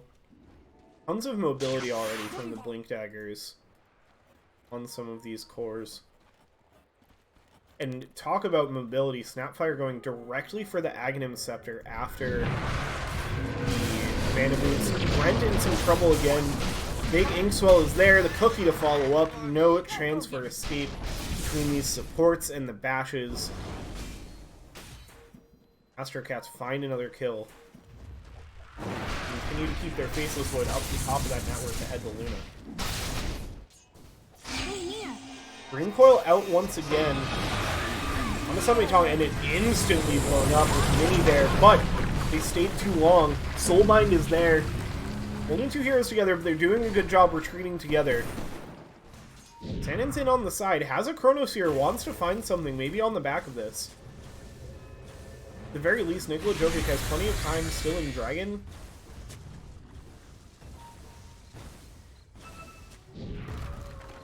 He's gonna get some more chip damage, but they know that Puraka's lurking here. They're worried about sticking around. Mortimer's Kiss is used as well, so not a lot of damage to put into Chronosphere. That becomes the concern. Even if you land the Chronosphere, can you get the kills that it's meant to set up? Let's see. Nothing showing for items on the Grimstroke, just chilling with some mana boots. The dire scan. On the Orchid hunt for radiant forces. getting close Radiant are for Sunway Tong. enemies. That will be a big player in this game. As a smoke up on 3, it's actually a two-way smoke. Both scouting out each other, but it's going to be the Dream Coil that comes out onto the puck. But now the Chronosphere onto 3, right at the top. Sandin has the damage alone, proving me wrong, brings down all 3. Storm Spirit's there to help out. Rubik's there as well, trying to find a cleanup kill, but it's a triple kill for Sandin. And Mini respects the hell out of that Chronosphere. Throwing the tip their way, and Brent trying to push out this tower. The rotation over from the Faceless Void, the Inkswell on the Faceless Void. It's just too good. How do you get away from these heroes? The silence is there too. There's no escape, and it's a godlike streak for Sandin. 9-0-10 on this Faceless Void. This carry, who's supposed to be the late game guy, ultimate late game hero, takes a long time to come online. No, this guy's participated in 19 out of the 23 kills in only 17 minutes. This guy is playing insane Dota.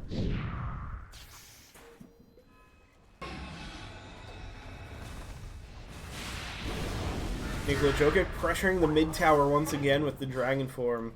Level 2 on it now. Is going to get pushed away by the supports. LPE comes in, making their rotation over.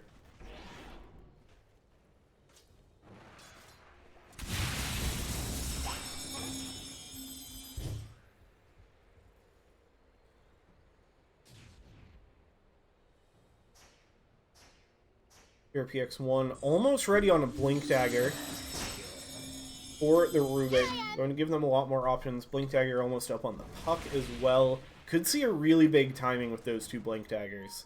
Potential for Puraka put together a hell of a team fight. Rentexy also has most of a Shiva's Guard, maybe the whole Shiva's Guard on the way. Yeah, there's the recipe. That's ready to go.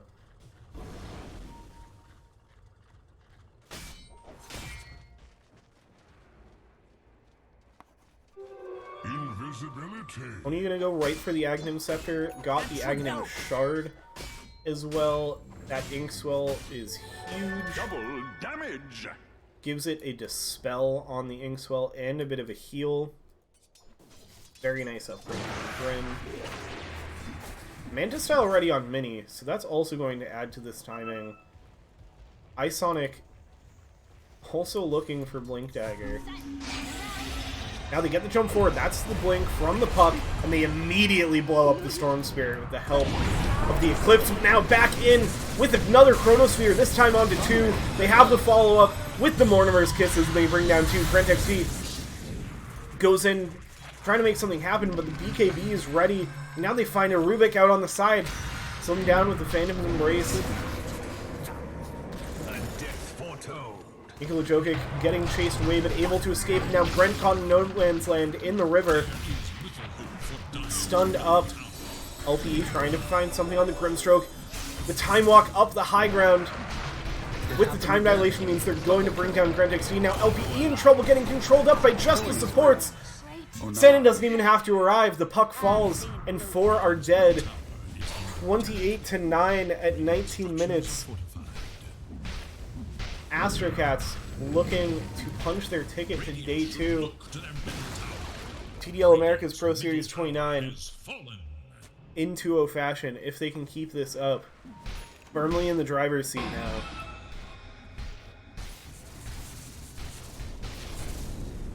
PX1 steals a Time Walk. It's going to be a nice mobility option, and it has the Blink Dagger finish, so still hitting this Blink Dagger timing. Potentially now. Sandin jumping over to the side, Mini stepping out, trying to chase the sports, but Sandin's there. Get the Inkswell stuns, stacking them up, has the Soulbind now, but Sandin just forced to retreat. Getting controlled up back the other way as well. But nobody ends up falling as both sides don't like what's happening to their carries. Still a while before there's another Chronosphere. Manta Style being worked on by Sandin, almost ready. That's going to really up the damage as well. Interesting, how's that Light Collector? HP and mana regen, making that farming even easier, making sure they're never low on resources. Get going the Midas into the BKB on Dragon Knight. That's a fresh BKB. That's going to give potential, and there's the Snapfire Ags. This is a timing I'm very interested to see later on. All three of these cores are pretty happy being thrown by the Snapfire. They don't really mind being in the middle of things, as we see Sanin just jumping right in onto the creep wave to get this tower push happening. And Puraka want none of it. They're going to give up this tier 2. They go get their Tormentor in the meantime. That's a nice shard for the Rubik. I don't think that this is a save out of Chronosphere, but it is a save that's good in general, and can, if you get it in before the Chronosphere at least, you can help mitigate the damage. Now it looks like AstroCats gonna set up around the Roshan pit. The RPX1 suspicious. If they finish this teleport, oh no. Oh, gets a nice time walk away. Mitong going to try to chase, but doesn't have a ton of mana to work with. Doesn't have anything else that they can chase with. Time walk gets them enough distance away from the Inkswell. Oh, and the Chronosphere misses from the Blink Dagger. Very nice dodge. GRPX1 making Sanin look mortal. Distracting them from the Roach, slows it down, should not stop them. Scan is there to make sure nobody else is showing up, and it will eventually be a finished Roshan. They're going to give it over to the Storm Spirit, who just absolutely loves carrying an Aegis. Full reset on not just health, but mana.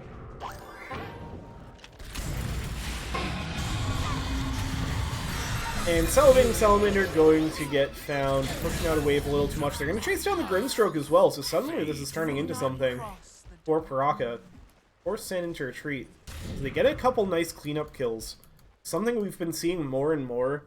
I think with the new Roshan pit positions, obviously not super new anymore. But you see, like, Roche gets taken, and then a team just immediately will run at the Roche pit and try to find stragglers, try to take a fight. It's kind of back to, oh, is Nicola Jokic going to get scouted out by the Treant? But only illusions left in the area to hit him. I'm going to pause for Mini now.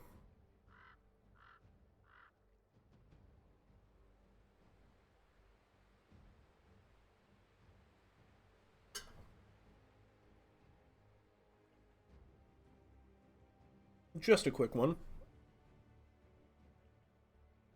Yeah, I feel like there was a while where, like, with the old Roche position, you could, like, try to punish a Roche immediately after it happened. Because Roche would take a lot of resources to take. I feel like it doesn't take as many resources now, but... And then with it put into the corners, it felt like there was just, like... It felt very hard to contest, and it is. But you also see these plays now where you can still punish a team because of how they position after taking the Roche, and that you know exactly where they're going to be, and so you can get the jump on them at a time where they're not necessarily expecting it. RPX1 hanging out behind the trees, doing their best Trance Protector impression. Sanin is right in the area. Link's over, but it finds Nicola Jokic. Rubik going to get silenced up, time dilated, and brought down.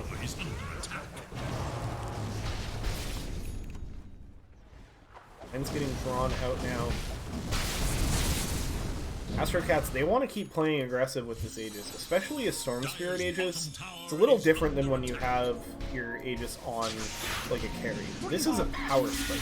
It's something you want to fight with immediately, and that's exactly what Sunmei Kong is going to do. Finds the silence on LPE, is going to get a jaunt away for now. Sanin's there, gets the time dilation, and one bonk to the skull will finish him off. A very nice pick-off found. That's going to set up even more of a push. Sets up Sunmei Tong to head out towards the bot side of the map.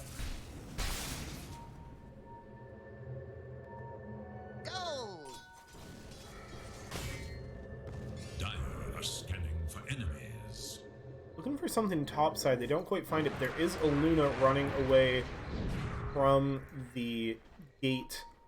Sandin going to give chase, and here comes the Storm Spirit from across the map. No mana to follow up with, though. Took all of the mana to get there, and so Mini pops the BKB, offers the cheers, and walks away.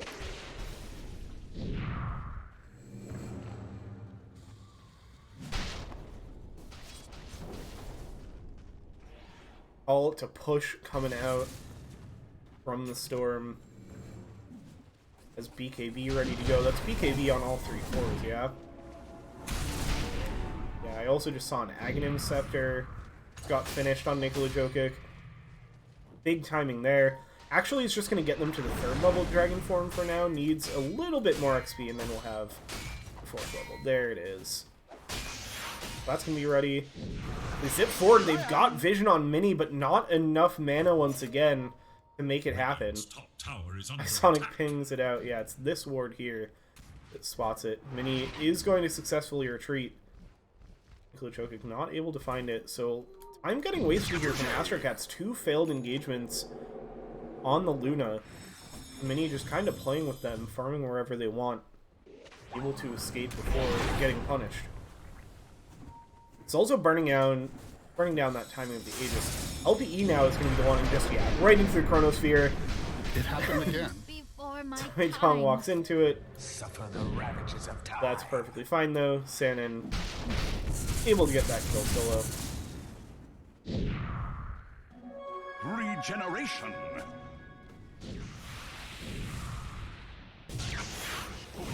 Oh no, GRPX1 tries to blink to safety, blinks right into a Faceless Void. 14-0 and 13 now. Can this Faceless be stopped? He's going to dare them to try. He's going right up high ground with the Puck and Rubik dead. Tong zipping right into the backline as well. AstroCats feeling confident here. Trying to secure this Game 2 victory. Puck and Rubik are going to be respawning, so we'll see if AstroCats choose to keep playing up here with this Aegis. They don't quite have the Blink now. The Blink Dagger just arrived on Isonic. They're going to jump in, get the Silence onto 2. And he's here to start bringing the damage. The Aegis also just expired. Now Brent getting caught out. He had the Soulbind on him, not leashed up to anybody yet. Nikola Jokic pops the BKB. Snapfire is going to be the first one to fall here. Sandin has to use the BKB as well. Now trying to escape. Nikola Jokic getting brought low, silenced up. Brent going to chase back in. Throws out the Chakra, but Nikola able to blink away. So it's only Snapfire down, and that's traded for a tier 3 tower. So AstroCats maybe don't get exactly what they want there, but they're not going to mind the trade at this point.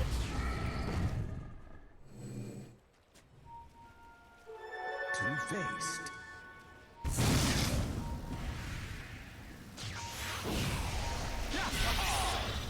Now they find Brent heading up towards the triangle. They're going to bring down the Timber Saw, but they get big stuns. Killing spree. What stunned them for that long? It was a Dragon Tail from the Rubik. That's devastating. That gives up the godlike streak onto the Luna. It's almost 1,200 gold in the pocket of Mini, who's almost going to have this Butterfly. That's huge. And they're going to find the Storm Spirit as well. They chase forward and successfully bring down the Storm.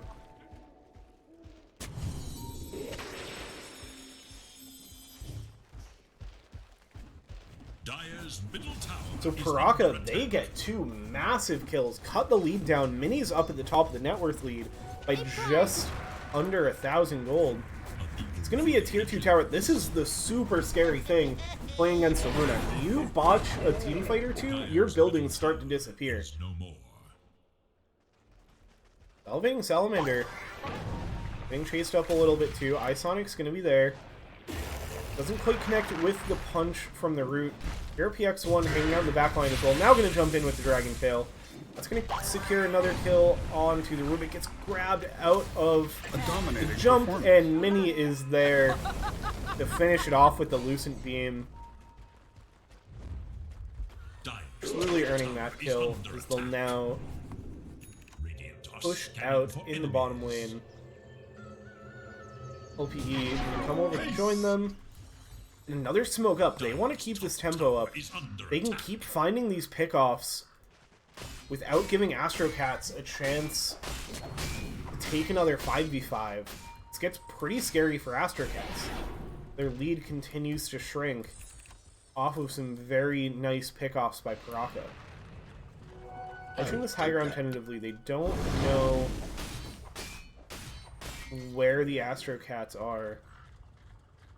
A pretty quick Roshan respawn. Well, only 30 seconds away from another Roshan being available. Split kick. Getting scouted out a little bit now. It's going to show on the wave. Brent thinking about doing something about it. It's a blink in from the Rubik. Brought back, returns with the BKB and the Dragon Form. And there's a Chrono onto 3 again. They have Mini in it. They're going to bring down both supports and then turn their attention over to Grent. They actually don't put any damage into Luna, but now they will. The damage bouncing through. Mini turns with the Eclipse, though. Sandin getting brought solo, but Time Walk's there. Mini goes down. Grent as well getting brought low by the Mortimer's Kisses, and they finish it off from the Storm Spirit. Puraka getting absolutely punished from what looked like a good jump onto Nikola Jokic.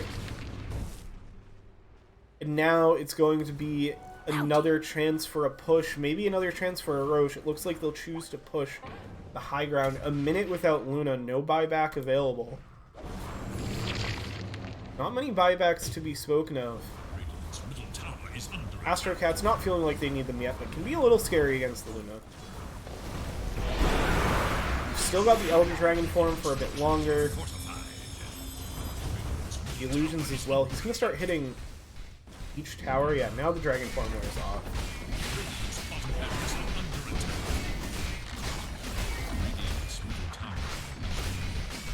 Going to be another tier 3 tower.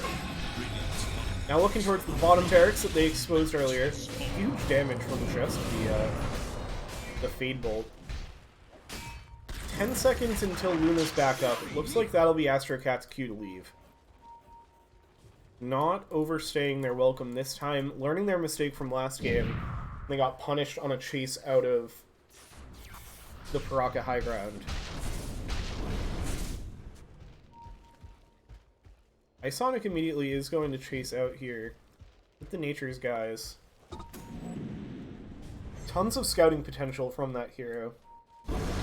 It's going to be a look into Roshan's banner available. That's going to potentially help the high ground push. Roar comes out, and Puraka is nearby here, and the Roche isn't the fastest from this team. Dire are scanning for enemies. Creep flies out. Dire's top tower is under attack. Doesn't find anything. The illusions are going to come in and scout. Jump forward. How much do they commit? Oh, they commit a BKB onto a Luna illusion. They also have the Dark Portrait. Trying to chase, not finding any heroes yet. Storm Spirit says, I don't want to carry this Roshan's banner. Somebody else can decide how to use it. Sports will pick it up. Interesting item. I haven't had a chance to fully see the impacts of it yet. Dire's middle tower Damage is and under health attack. bonus to the creeps that pass by the banner. Gold!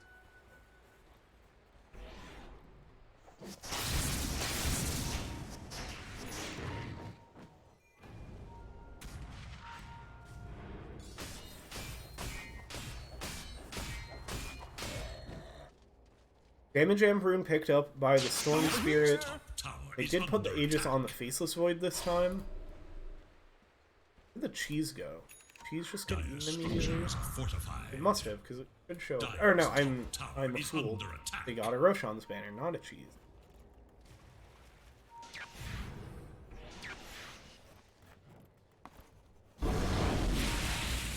RPX1 doing some wave cutting. Bit of a dangerous spot, but as the self-telekinesis and the blink away, Elevating Salamander chases with the Gobble Up and Spit Out creep. Tower is under attack. Isonic may be getting scouted out by Sandin here. I mean, they see the grasp, so they know There's a Treant in the area, but not going to choose to chase it. Nikolai Jokic. Use the Dragon form. Going to send some illusions in. Get that splash damage going on the Creep Wave. Working on the Octarine core to get these dragons going out even faster. Build is pretty fun to watch. Aghanim's Octarine and Manta. Just maximum dragon. LP has the Lincolns and the Maelstrom, so going more into this right-click build. I'm looking for the Ags. So get the attacks, the big damage from the Maelstrom, off of the Ags. Looking for that big buff and damage, as now it's going to be Storm Spirit that finds Isonic down here and cuts down the tree. Storm was coming. Meanwhile, the push is starting. With that Dark Portrait illusion, they get the glaives bouncing. Sandin jumps in, thinks about going for something, but has the shard to step right back out. Creeps have been dealt with. Off on the backline, LPE is low and just gets bashed up. The Dream Coil is there. They're just going to walk out of it. They do eat the stun. Sandin now jumping forward onto Grent.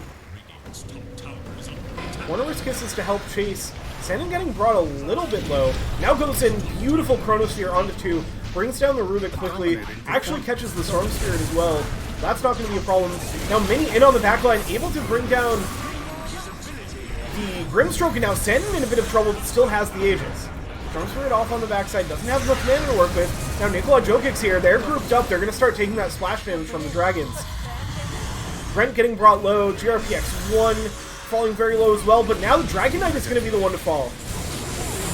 Soulbind is there as Tony arrives back to the fight. That's going to secure the kill onto Mini, who immediately buys back, but Puck and Treant gone for over a minute. Get the chase back, GRPX1 playing with fire, Storm Spirit as well though, and is going to get brought down by Mini off of the buyback. And now Tony, having bought back as well, they're able to step aside from the Inksoul, and Tony's going to go down. It ends up being Sandin the only one alive when the fight is said and done. So Puraka, they get the defense. It costs 4 buybacks. The AstroCats won. Radiant's bottom barracks are under attack. But they hold for now. And they get another chance to throw some Luna Glaives at the high ground. Only 1 buyback available. A minute to go before Storm Spirit or Grimstroke are alive. Suddenly maybe looking a little bit concerning. But it looks like it's not going to quite be enough for Puraka to try to go up the high ground. Get the Tormentor for a Dragon Knight Shard, gives him the Fireball.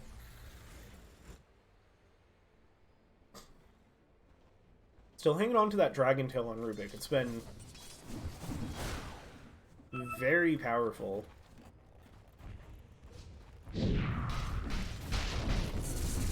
But Boots of Travel done on Snapfire, prioritizing making sure they can kind of position with the team fight alongside that Blink Dagger, and then just going for a Scythe of Fights. Like, pure utility on this Snapfire.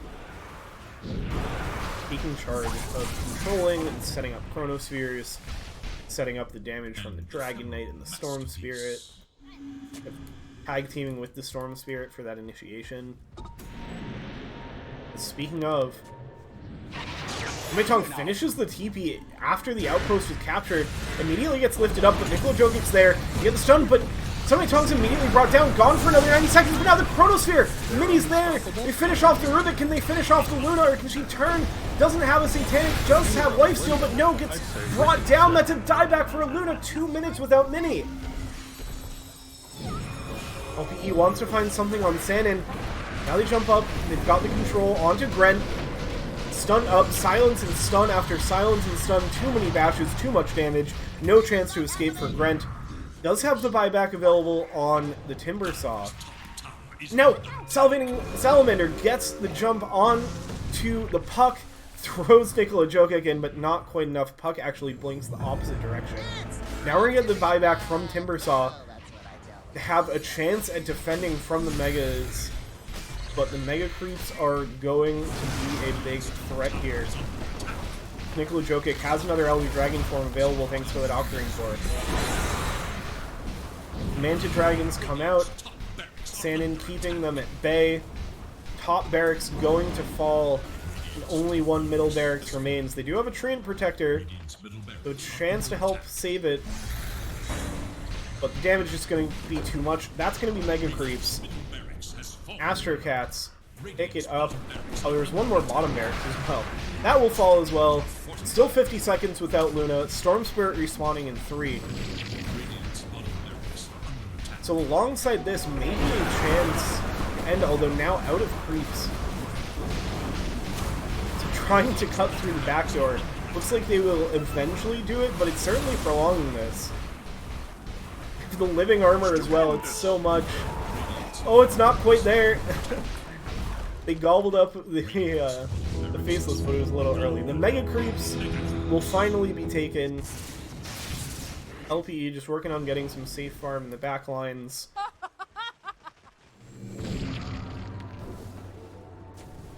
AstroCats, 23k gold up. 46 to 22 at 41 minutes.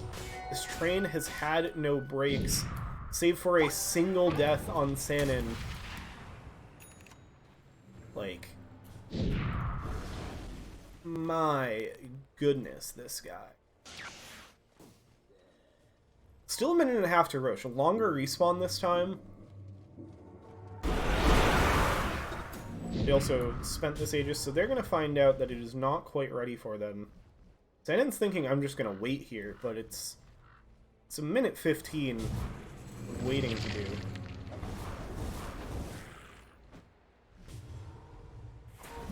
Huck hanging out on that word spot. Scouts out Nikola Jokic along with iSonic hanging out in the area. They see the puck is up here, able to get the blink away. Lincoln's is popped, and that sets up the Dragon Tail. Oh, this could be a disaster. LPE is going to get brought down without any chance. And that means without a buyback... Oh. I think that is... So that was an automatic pause. I think LPE is thinking this game's over. See, yeah, no buybacks available. It's 2 minutes until the puck's buyback.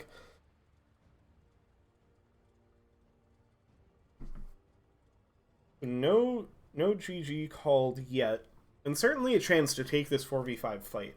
They don't have an Aegis. I'm just curious what the situation is for Puraka. If this was puck disconnecting because they figured the game was over, or if it was an unrelated disconnect.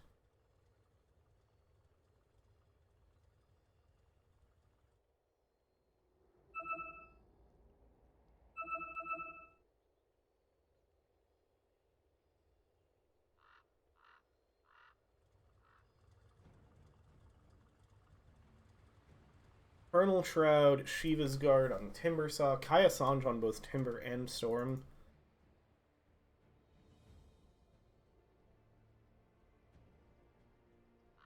Scotty, MKB, yeah, MKB for the Butterfly. This Butterfly did not get a lot of life in it before the Faceless had an MKB.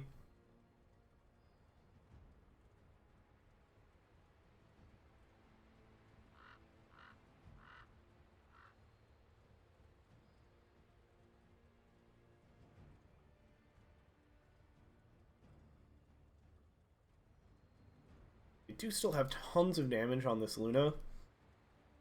Like, this is not an impossible fight to win.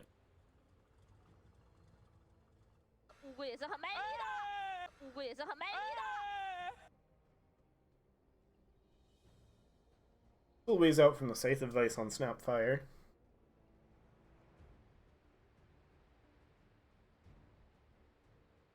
You should have known better. You died. Working on Ags Yet into your Parasma for failure Storm lives Spirit. Oh, that is too good. Only having a little bit of a laugh as we wait for unpause.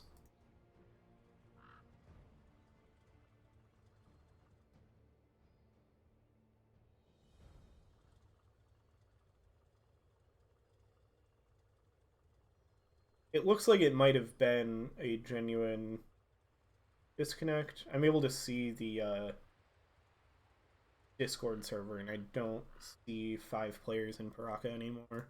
So, might actually be an internet problem.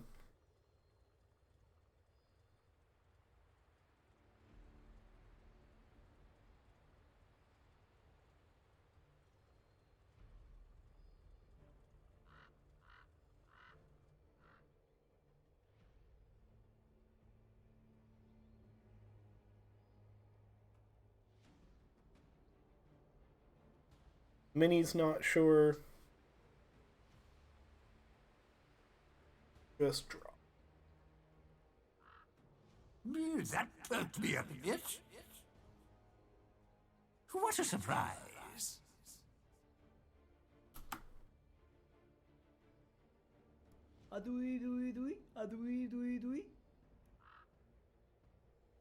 Oh.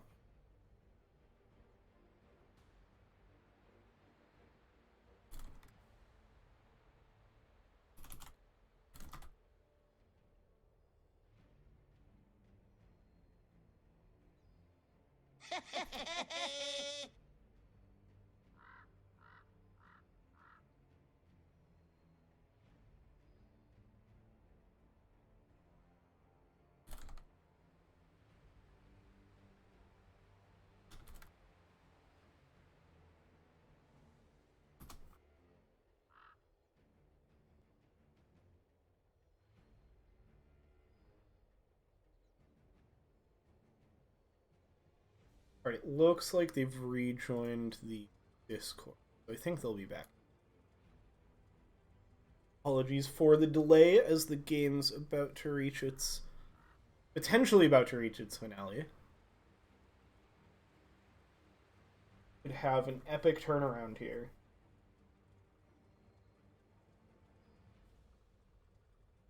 Again, with the damage, like, Luna does absurd damage. It's gonna be about the Chronosphere, which is available.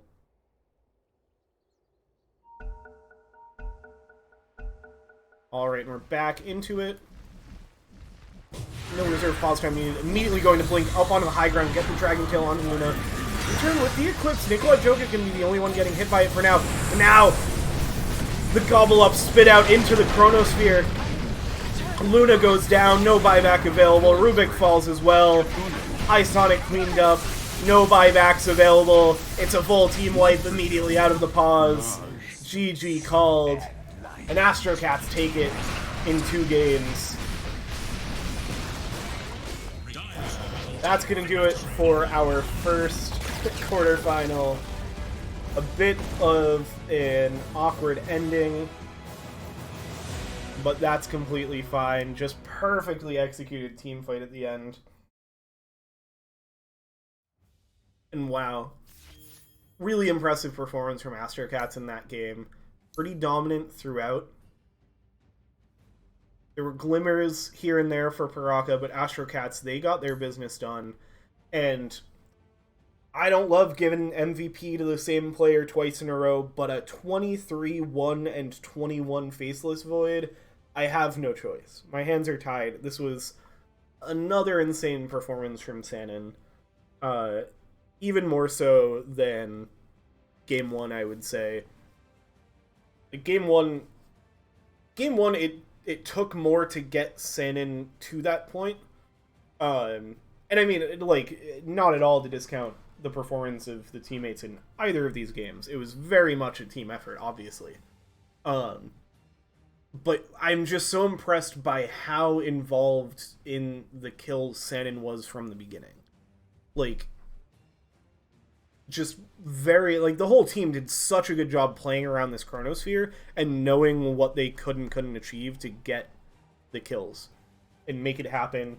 And that's why we saw a, like, 15 minutes in, 19 kill participation or whatever it was on this, like, just bonkers. Bonkers. It was here, yeah. 18 minutes, like, a kill per minute.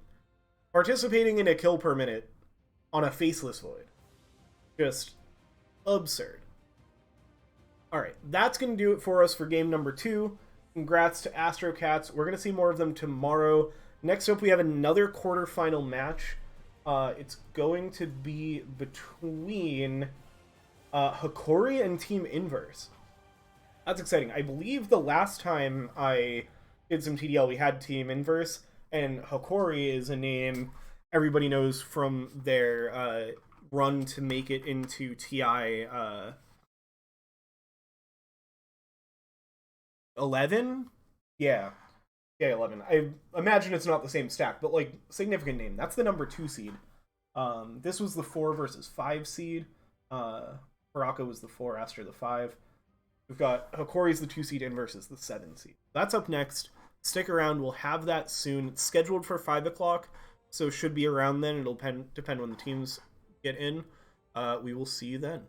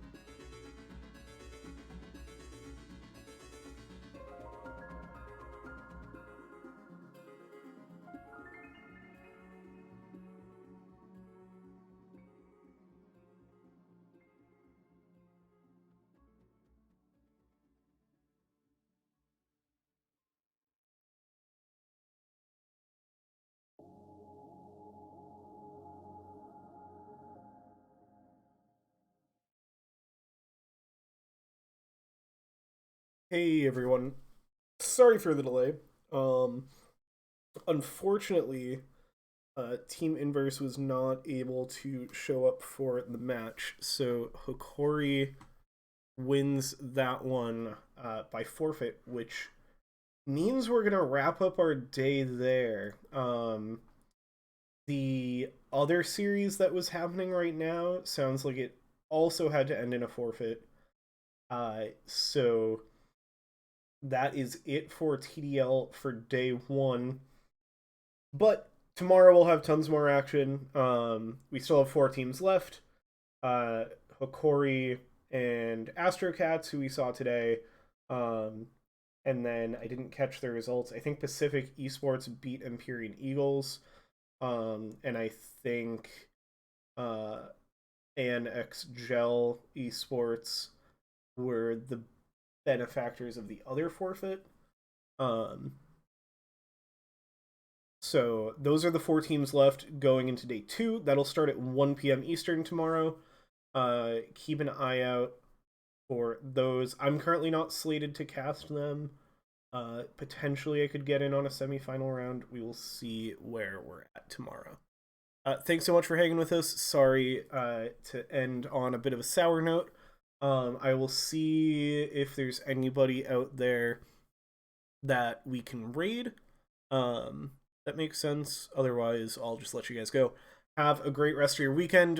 Whether it's here or somewhere else, be sure to catch the rest of TDL America's Pro Series 29 tomorrow. It's going to be a blast. Looking forward to it. And have a good one.